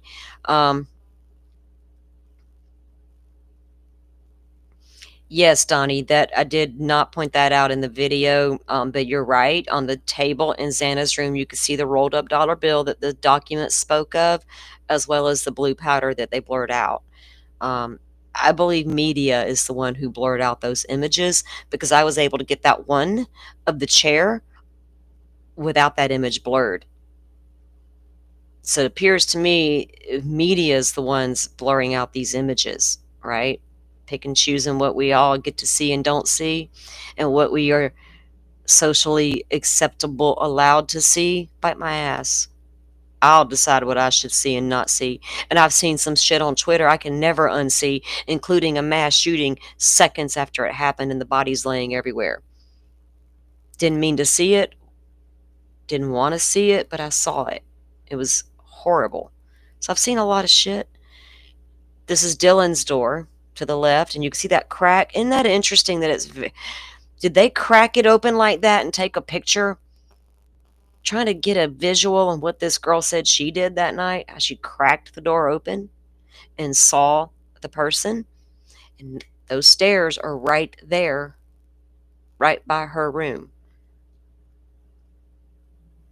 And to the right is the kitchen. Again, okay, that's in there twice, apparently. There's the back door slider and visual out the back door. There's that second kitchen window with the handprints. That's the front door. You guys, I will get this posted. That is going to be Xana's room, and the blurred out image is where she would have been on the floor. And see, that was the end of the photos that we do have. So there was really not a lot to really analyze, or see, except maybe if you're looking at blood patterns in the rooms to indicate, like, I hear the dog screaming to get, not screaming, but she's scratching at the damn back door. Let me, for instance, wait.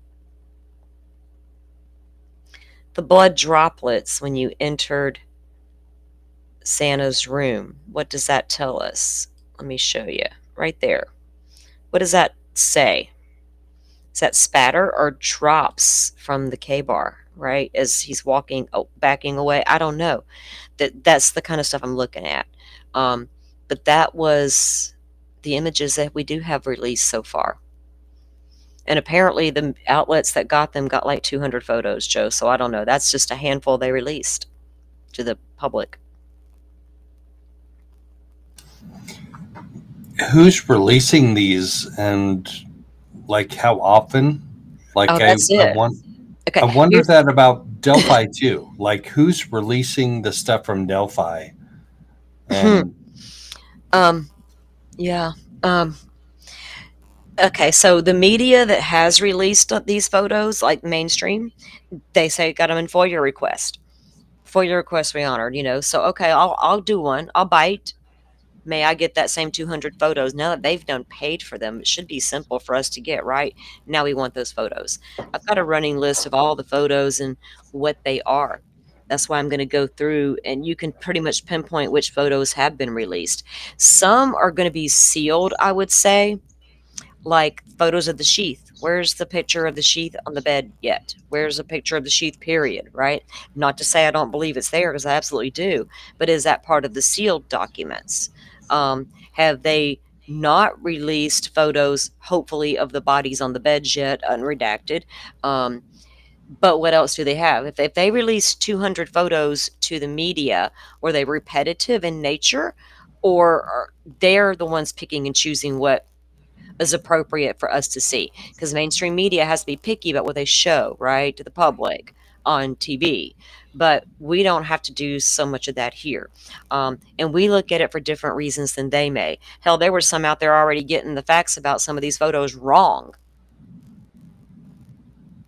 Right off the get. It's okay to be a little, get your bearings and be confused as to what room is what in the beginning and you're working it out. But when you get the facts wrong about the case to go along with it, please, I don't watch a lot of mainstream media. But what I did review, scouring the internet for these photos, is they all seem to be showing me the same photos, right? Across the platforms. I've even got a place on Reddit I can go to where they're adding whatever they can find, and it's all the same than what I've already got. So yeah, it's apparently coming down in FOIA request. And I've got a running list of absolute must-haves in FOIA requests. Certain body cams. And not that I'm going to throw shade at, I might throw shade at the investigation if I see something, but not to say Kohberger's not guilty. I want to see the investigation. I like to see that part of stuff, that aspect. Right. That was what the FBI used to deny my FOIA request. They said, you haven't proved that your request satisfies the public interest Well, in general knowledge of this Joe, case, here's the thing. We're not going to get anything from the FBI in this case, and I'm not about to fill out a right? two-way request. I don't care what you got, FBI. Keep it if it's that damn important to you.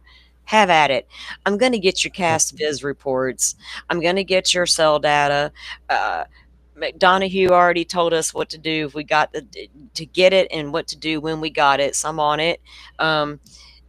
Yeah, there's just. I'm sorry.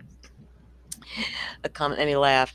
I just wanted the FBI. We're not going to get stuff from, right? Nope, nope, But there's we're not not. a lot we need from the FBI. Honestly, I want the body cam footage from the Pennsylvania State Police from when Kohberger was arrested. I want the footage y'all have of y'all surveilling the home within the 30 minutes prior to the arrest. How about let's get that Bearcat roll up into that driveway? Where's the footage of that, right? That stuff will come. I don't, it's Pennsylvania though. State police and the FBI over there working together. And Moscow was there, but those records would come out of Pennsylvania. I know what troop was involved in his arrest over there. I've got all the information. But I'm waiting. Pennsylvania's not released anything. So that agency is going to release what they have. Moscow's already released their 300 supplement, these reports. But if you want more information based off those reports, you got to send in your FOIA request for that. Unless you want to pay 20 grand for the entire case. And nobody's doing that. So the WSU documents none of those had anything in them that we've seen preliminary out of that case. So there's a lot of stuff that's hidden in the sealed documents still. As far as what the FBI has, it's going to be years before we get any of that, right? But all the other agencies we will be able to get stuff from. And I think that's going to tell us a lot, or show a lot, I should say. We already got that one picture that Kano Wentworth from ABC was able to obtain from Pennsylvania that shows Kohberger with his zip ties on sitting in his bedroom when they arrested him, put him in cuffs to search the house. She's got that photo, but where's the rest of them, right? Was that all she got? Couldn't be. Is she waiting to do some big Kano Wentworth ABC 2020 news special, the arrest of Kohberger, I don't know what's going down. You think she'd just get one picture, Joe? Isn't that odd? Her to get one photo? Oh yeah, she's got more. Yeah, and she released that like weeks ago, a week or two ago. So where's the rest of that at, ma'am? But now I want all the FOIAs out of that state. So Right.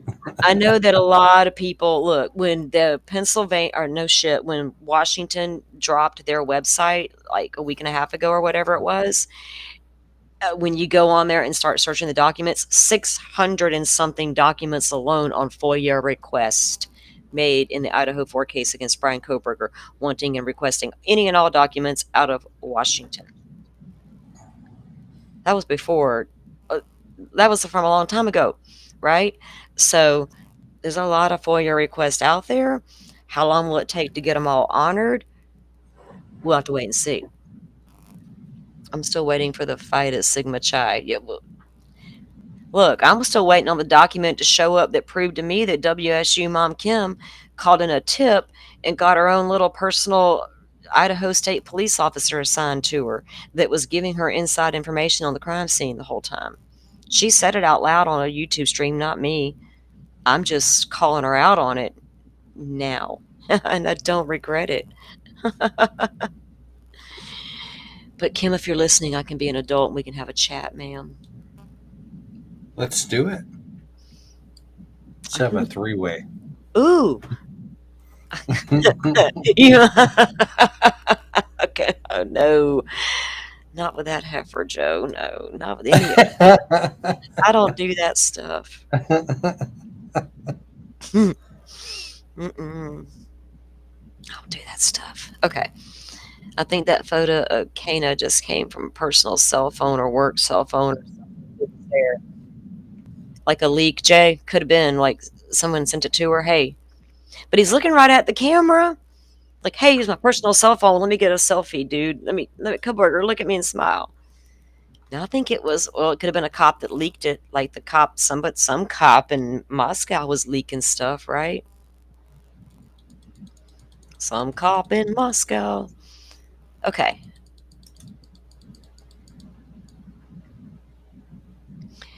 I don't know how much you guys know about Danny Rawling. And like I was saying, he was the guy in the 90s, early 90s, who murdered the college students in Florida at Gainesville University. And what this guy, oh my God. Now, he took it to the extreme. He took it to the extremes. He's not a Bryan Kohberger, but to me, when on the ABC clips that I'll watch, and I'll drop the links to those either in this description or on the channel, and you guys can watch them, because I know if I play them, they're going to say something because of the music in the background. But it was like the similarities I could see about choosing the victims, how he chose their homes, rather. The fact that he would put duct tape. Now, there's no indication Bryan Kohberger used duct tape in this particular case, but in Rawlings' case, he did. But investigators knew he was taking the duct tape with him when he left, which made them wonder if he knew things about criminal crime scenes that he shouldn't have known. Should they be looking within, right? If they thought that back then in the 1990s, that ain't the first time I've heard that kind of thing.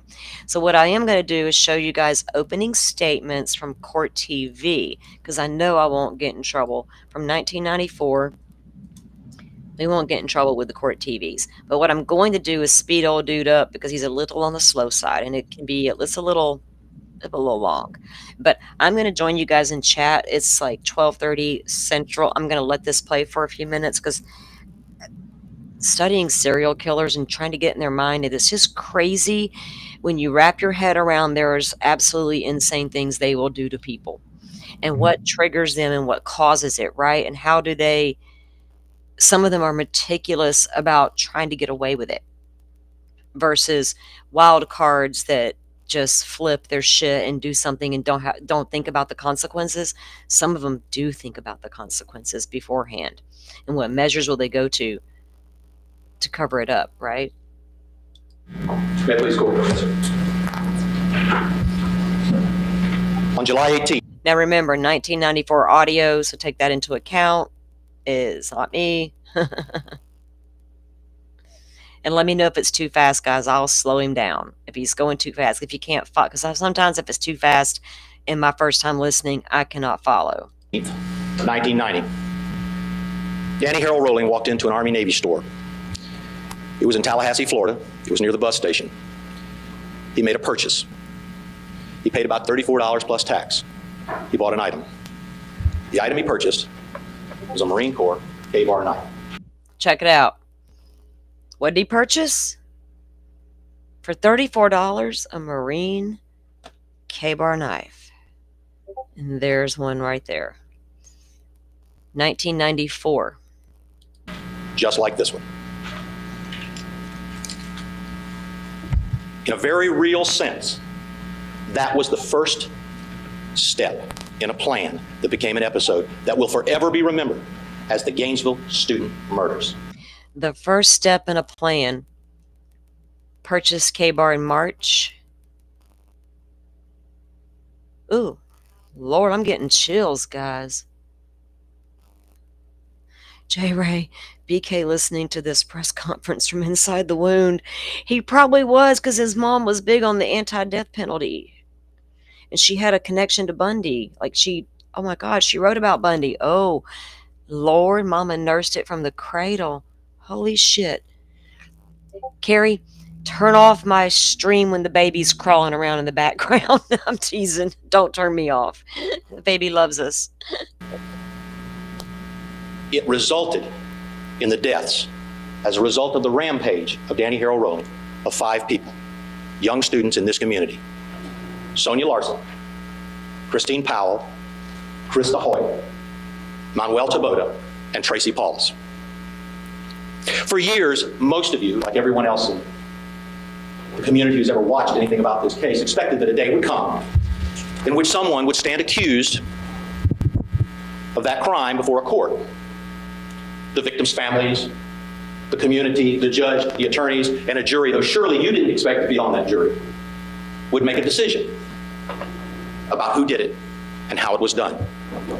That day never happened, and it will never occur, because Danny Rolling, on the day when the guilt phase of these proceedings was scheduled to begin, came into court and admitted that he was guilty to each of the 11 crimes in the indictment that arose out of these events.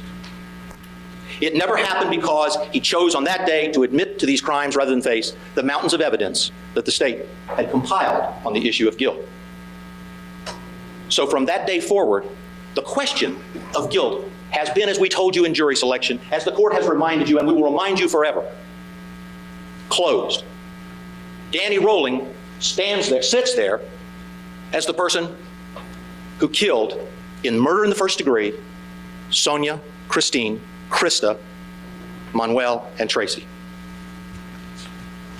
On that day, he pled guilty not only to the murder in the first degree, but he admitted that he entered each of the buildings where they resided.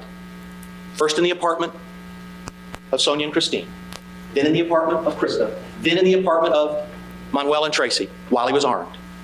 He was armed with a knife just like this. He was armed with a 9mm automatic weapon. That was armed burglary. That issue is now foreclosed. He admitted on that occasion that before he murdered Christine Powell in the first degree, he raped her. Before he murdered Krista Hoyt in the first degree, he raped her. And before he murdered Tracy Paulus in the first degree, he raped her. Over the next several days, the state will follow up on what must have seemed to you an exhaustive and an intrusive and maybe at times even an embarrassing procedure of jury selection. You've now been selected. You are the ones that are going to make a recommendation to His Honor about what penalty should be imposed for those crimes that he has admitted to. Over the same next several days, the state of Florida will present evidence to you to prove how each of these crimes occurred. Now, you note that I said how. Remember why. Who is behind this? It's him. Why isn't an issue you need to worry about, and you probably could never know. It is in proving the how that the state will establish the aggravators that the statutes of the state of Florida allow you to weigh in the balance in making your decision against whatever excuses Danny Rolling may offer for his conduct. At this point, I think I should stop and say good morning. I remind you I'm Rod Smith, and that over the next few days, my staff will be with me. Jim Nylon, Gene Singer, Don Royston, Kevin Jericho, Carol Osterkowski will be assisting me in what I consider a great privilege, and that is presenting the penalty phase evidence in this case. And let me echo for you, again, a little bit about where we are procedurally. This is called the opening statement. What I say to you, as the court has already said, is not the evidence, but it is a prediction of the evidence that the state will establish, and it is a summary of that evidence that the state will establish, and it's very important because what it does is allow us, in this case, as in every case, where the rules of, and the predicates, if you will, the ground rules of how lawyers operate, sometimes mean that evidence doesn't always come in a smooth, chronological, or narrative fashion. One thing that it doesn't always flow to the next. This allows us to tell you what we're going to prove to you so that when it comes in, when you see a piece of evidence, when you hear a piece of testimony, you'll be able to put it in its proper perspective and know what it means to the overall case that the state is going to present to you. I sometimes call this phase of the proceedings the preview of the coming events. It is a little blip, but it's very important. Because what I tell you for the next few minutes will constitute, once and for all, what the state is going to prove to you in this case really happened and how the crimes that are known as the Gainesville student murders really were carried out. I also want to tell you that one of the things that you will note, the court will tell you about, is over the next several days, we will put on a shorter case in some sense, that we will allow witnesses to take the stand and give you summaries and narratives to explain to you what they learned from various sources without having to always put in those underlying sources. because much of that would have gone to the questions of establishing guilt. And remember, we already know who's guilty. We already know who committed these crimes. What we're going to do now is examine how they happened. Starting today, the state will prove to you that after Danny Rolling purchased the military K-bar knife in Tallahassee, and we'll provide you evidence of why he picked this particular weapon, because he believed it was so good for killing. He left Tallahassee. Okay, so Jeff, you caught that too? I think you're right. Should we take a look at the search warrant return maybe from Pennsylvania? Because I do believe it was a 9mm and a Glock. I'll pull it up. Hold on.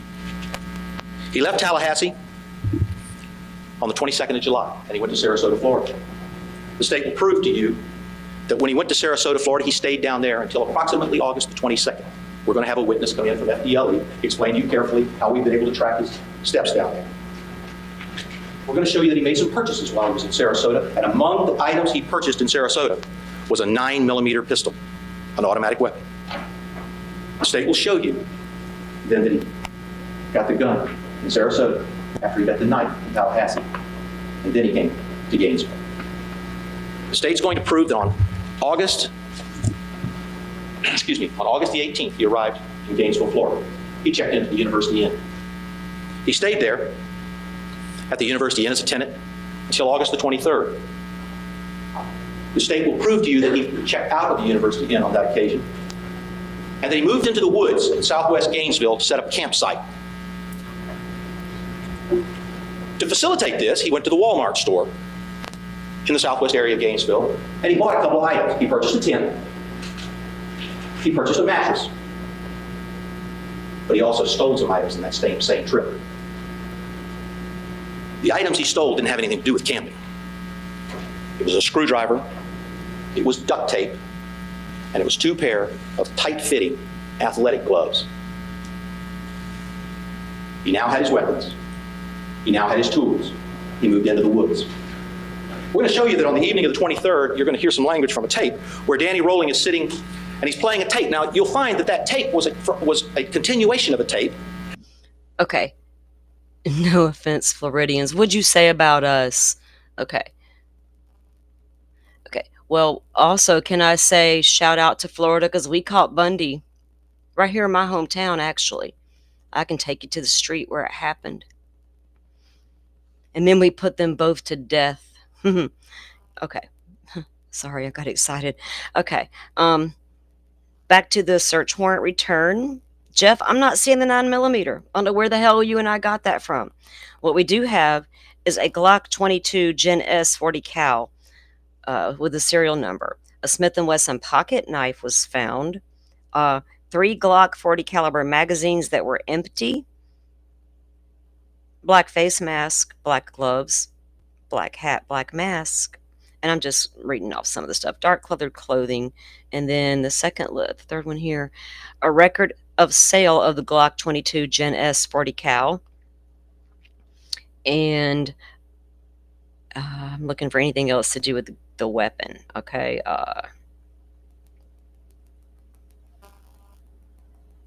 That was it on weapons. So yeah. Oh, the note from Bryan from Montana. I still want to know what the hell that is. So there you go.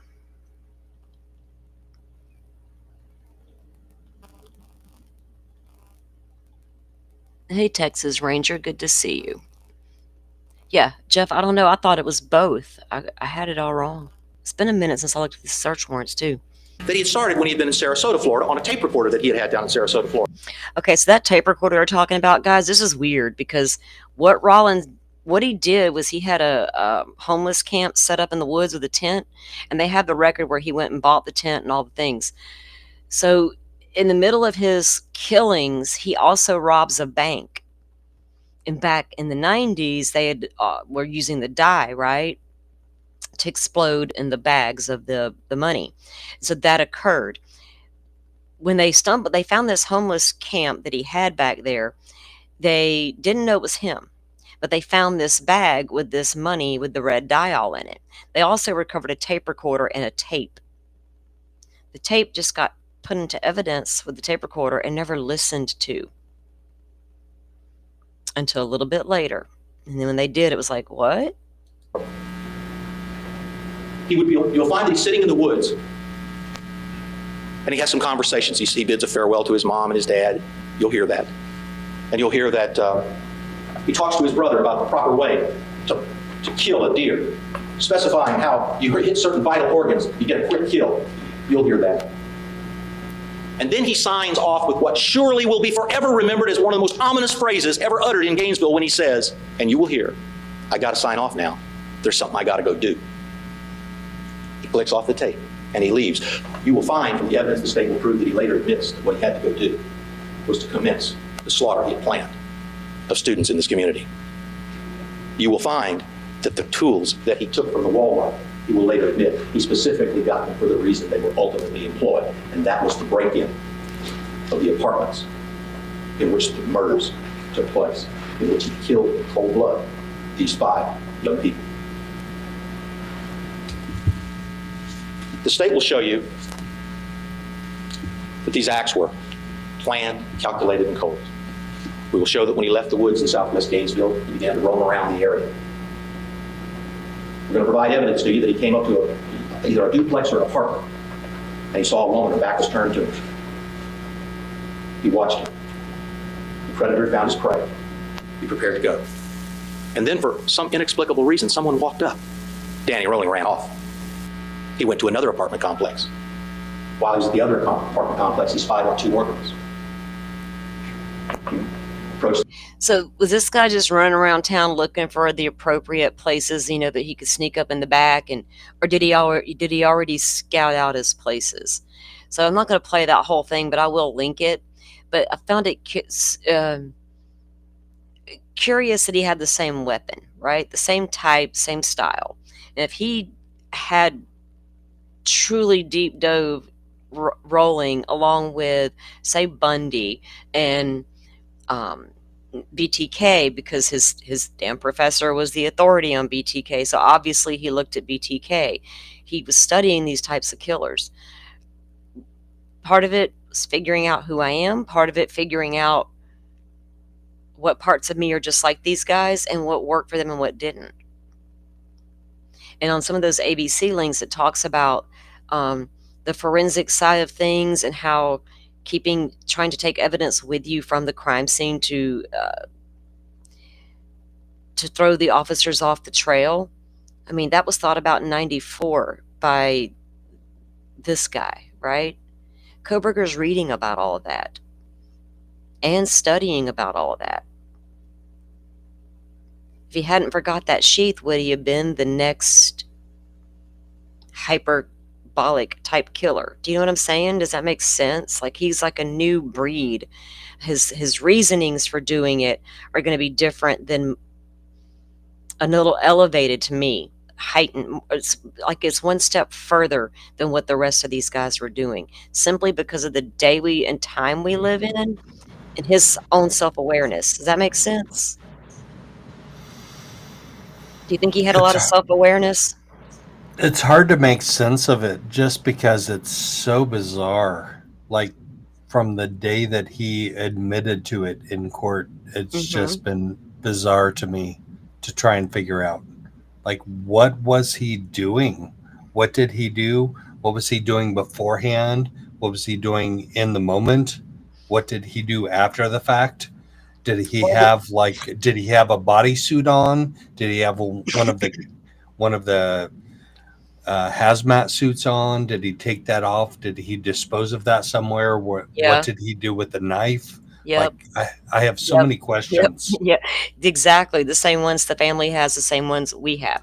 Just those particulars alone is what did you do during the time of? We know that when he got back home that morning and the phone came on and he took a shower, he thumbed up he's communicating the hell out of his mama there. He's texting mom, taking selfies, sending those to her, driving back over toward the crime scene, contemplating, do I go back in and look for my sheath? Because that's really going to get me in a lot of trouble if they find it. Even though I'm pretty sure I didn't leave any DNA on it. What if I did? Yeah, I'd like to know. And I also want to know, did you wear a kill suit into that house? Is it buried with your knife? Knife's buried somewhere. You had a shovel in your trunk. They know there's soil on the shovel. They can't pinpoint the exact location. They tried. Boy, I wanted them to try, especially when I realized there was a shovel in that car. The first thing I said was, oh my God, we need soil tests. We need soil tests stat. And everyone's like, well, you do realize that was for snow, right? I'm like, well, I realize I live in Florida, but no, I still need to know if there's soil on a damn shovel. And guess what? There was. And we know the parameters they set to where it couldn't possibly be. Dana Smithers, is there any connection, right? Was that his first attempt, or was it his first successful? Will anything ever come out of that grand jury that his parents went and testified in Pennsylvania? Were they truly looking into Dana Smithers' death during that grand jury investigation? Or was that investigation pertaining to what was going on in Idaho with their son? Why would it be in Pennsylvania if it pertained to Idaho, right? Lots of questions about why those parents were called to testify over in Pennsylvania. Why is Pennsylvania being crickets right now about anything they got on the guy? What if his intent was to kidnap Maddie and leave? What if, Jeff, that's true? What if he didn't go to Maddie's room immediately? What if he did go to Kaylee's and Kaylee wasn't there? Because Kaylee had technically moved out. Did he miss his opportunity? He thought. Kaylee came back in town, and Kaylee was posting all over social media that she was in town with her dog instead of not home, no dog. Wouldn't the perfect time to go in and get Maddie been when that dog wasn't there? But you knew Kaylee was there if you're watching the house and watching social media, because she's literally posting, I'm here with all my friends. I'm so lucky to be surrounded by these friends. Did he go in that room first and didn't find what he was looking for? He went across the hall and found her? I don't know. Now I'm conflicted on it, Jeff. There's a lot of questions that he should have answered. I think in time he will. I don't think that Bryan Kohberger is going to be the type that's going to sit there and remain silent. It might take him a minute. I'm sure Ramsland's already working on the interviews. If he's going to talk to anybody, it's going to be her. Because a part of Bryan Kohberger understands he needs to be studied. I'm just going to go ahead and call that. I've been saying that all along. He does get that part. But he also understands he has no remorse. But why, right? What causes that behavior? Criminology, study of criminology might help you get there. Maddie was small and could be carried out. Yeah, I get that. And we've all assumed that he went straight to Maddie's room. But what if he didn't? What if he did go to Kaylee's first? And he opens the door and all he sees is a dog on a bed. Because Kaylee's over there hanging out with Maddie. You know, they're calling Jack and everything else. And they just both passed out on the bed. I don't know. It's questions we need asked or answered, right?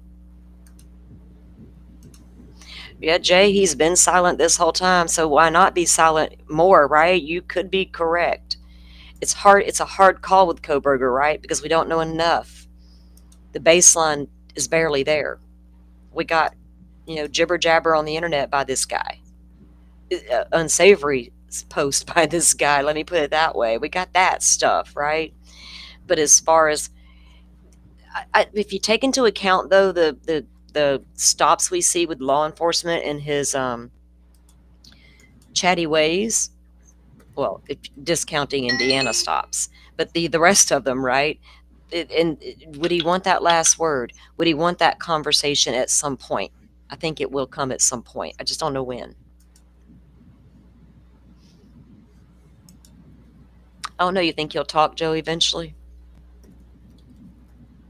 People like that. Lori, if he was Lori, Lord knows he's going to talk eventually. It took her a hot minute. A little freedom. Little Lori Land, la la stuff going down. Look at me, I'm big and bad. I'm my own attorney. Ooh, let me give an interview like an attorney. She's like, today I'm not Lori Vallow, the inmate. I am Lawyer Lori, here for my interview.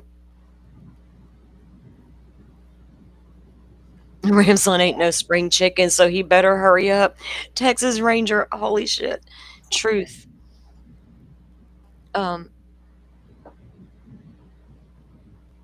Yeah, Tom, right?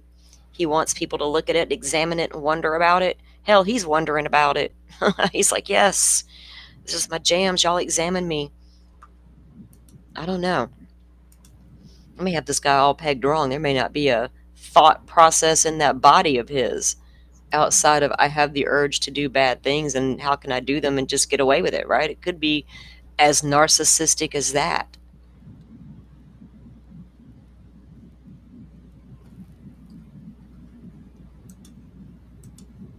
I don't know. He wants the attention. Is that the end game for all of these perpetrators, though? I don't know that it's attention they seek. The truly narcissistic ones, yes. Is Lori in that category? Partly. Lori also wants her story told. And the only way it's going to get told is if they let Lori tell it, right? Nobody else is going to tell it the way Lori wants it told. So I don't know if that's just attention seeking on Lori's part or I need to tell my story. I don't know that Kohberger wants that type of a look at me attention other than he really wants to figure out what the fuck was wrong with me all my life. I don't know. I'm conflicted. Oh, you're good. Be honest up in here. Y'all can be honest. He wants that validation of being a badass. Because he wasn't one in real life, right? He couldn't be the badass in real life. He was strange to people. Again, going back to everything Bundy was, he wanted to be maybe that charismatic guy. I said it wrong.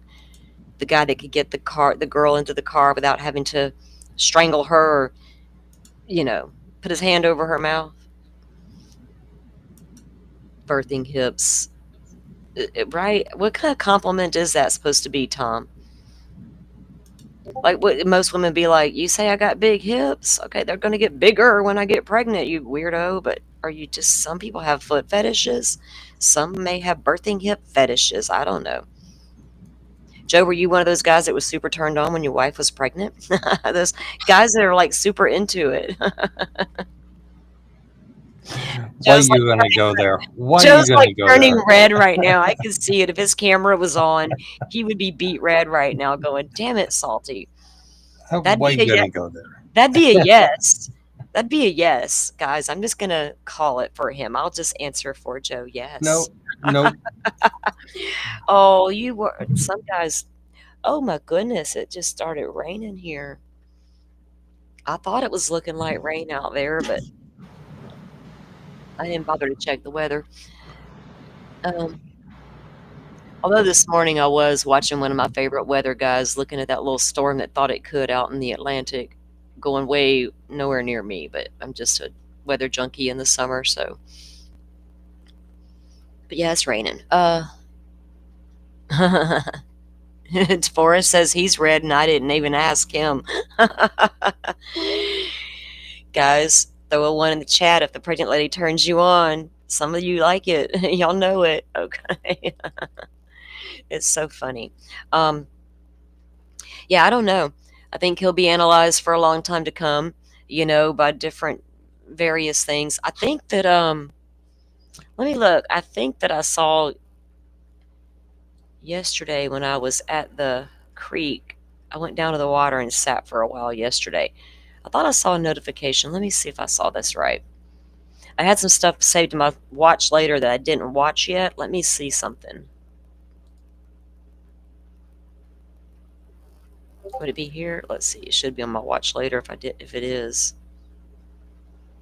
Sometimes I watch, I don't even know if I say the guy's last name right. I think a lot of people watch him. Where is it? I've only watched this guy a few times here and there. Oh yeah, I was watching this thing this morning about our black bear. They're trying to do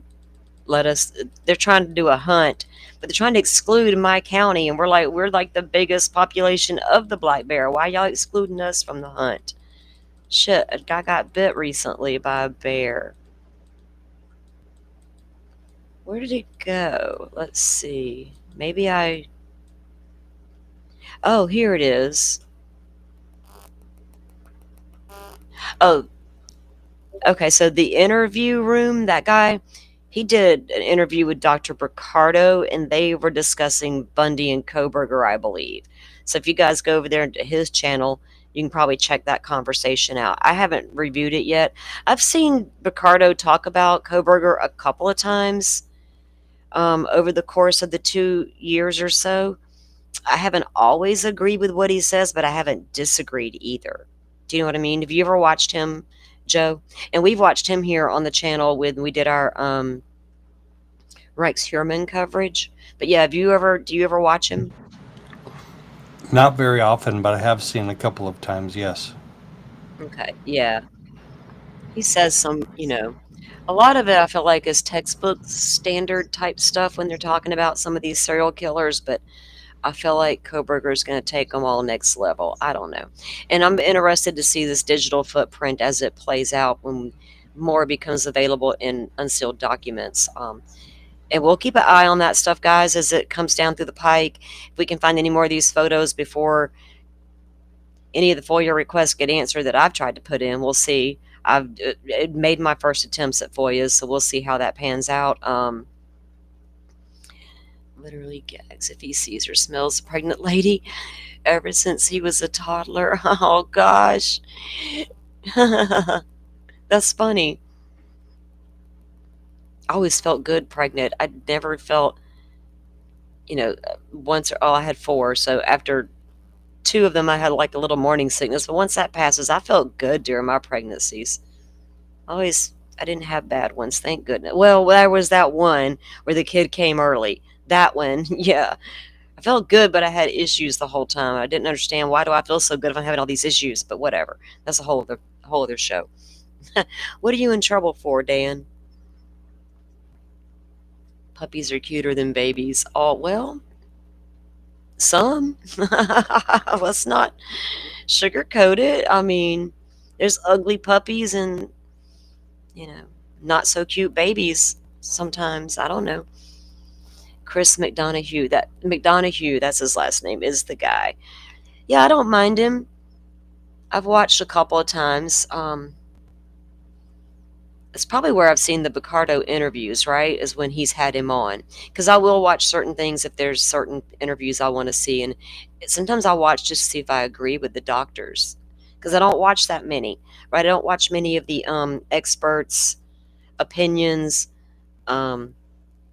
Well, it depends on what's going on in a case. And like the body language people and all that, I don't watch too many of them. It's only a few that I will watch. And sometimes it's just to see if they agree with me or not.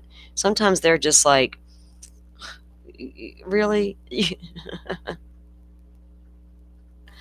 Oh, goodness. Well, Joe, thanks for coming up and hanging out with me today. I'm going to let you guys go. What do you got coming up? Anything going on this week? Yeah, I've got a couple of like miscellaneous things that I've had on the back burner for a while that I need to like bring out just to clear the hopper. Mm-hmm. But after that, we're gonna figure it out. I really want to do a Flora 4 deep dive. I'm back in Indiana, and Indiana has called me back so I can do a Flora 4 deep dive. So yeah. We're going to get there. You and I are going to get there. We're going to do a deep dive. Yeah, we got, that still hasn't been put off. It got put off. It got delayed, let me say that. But we are going to get to that. Also, there's been a lot of, the whole transcript came out in the Delphi case. There's been that whole email that I haven't even begun to read here on the channel has come out that I want to, and I haven't even had a chance to talk to you about a lot of this stuff.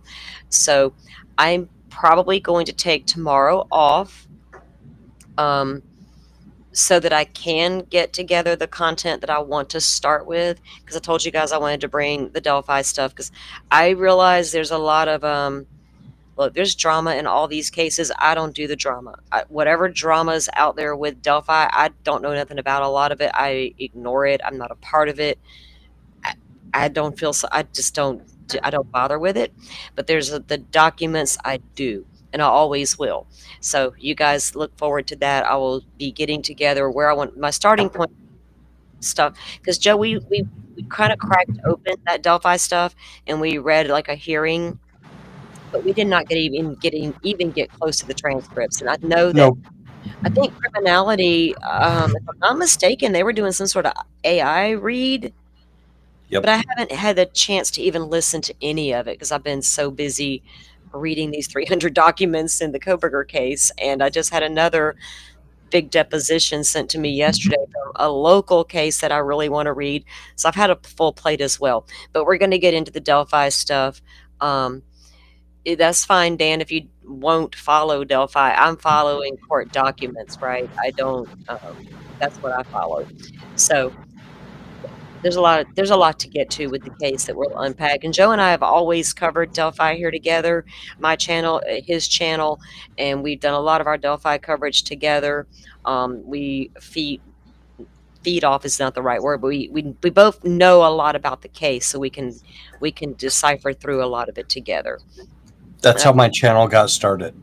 Yeah. Almost a year ago. So I'm gonna do a 1-year anniversary special in 20 days. So Yep. August 31st was my very first live, and we'll do a 1-year anniversary. But Delphi was the reason for that. Yeah, my year was back at the beginning of the spring, I believe, or it was maybe, I don't remember when it was. It was a while back. But Joe started his channel not long after I did.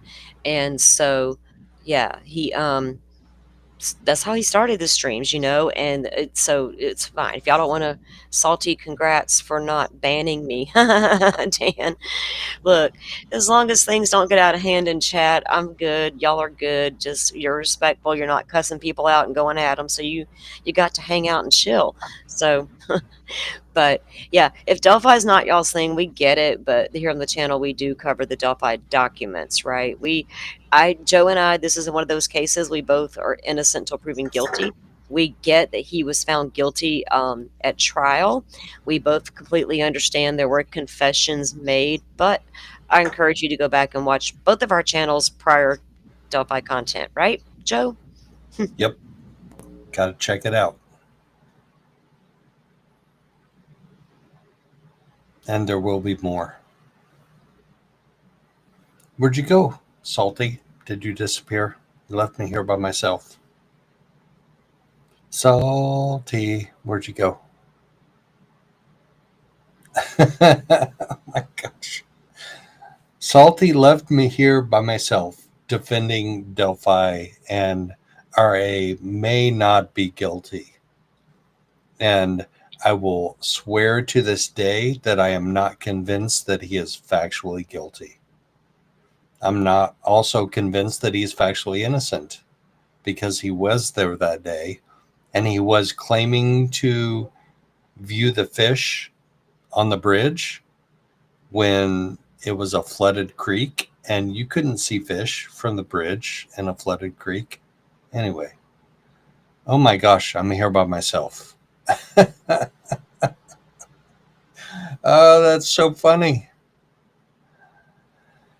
All right, so I'm not convinced that Richard Allen is factually innocent or factually guilty. I am convinced that Lori Vallow-Daybell is factually guilty.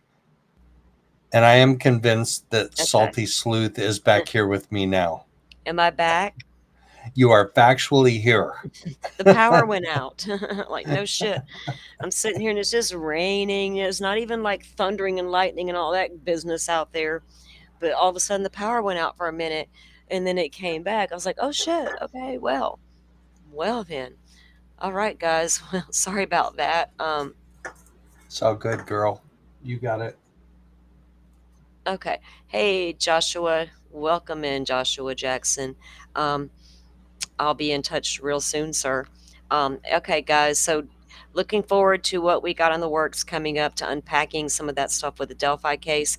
We will continue to keep our eye on the Idaho 4 case, guys, and unpack that as it presents itself. Y'all know me. I'll get bored. I will not beat a case to death or stick to it if there's nothing to talk about. Just like coming and going with Delphi, and I'll do the same thing with Idaho 4.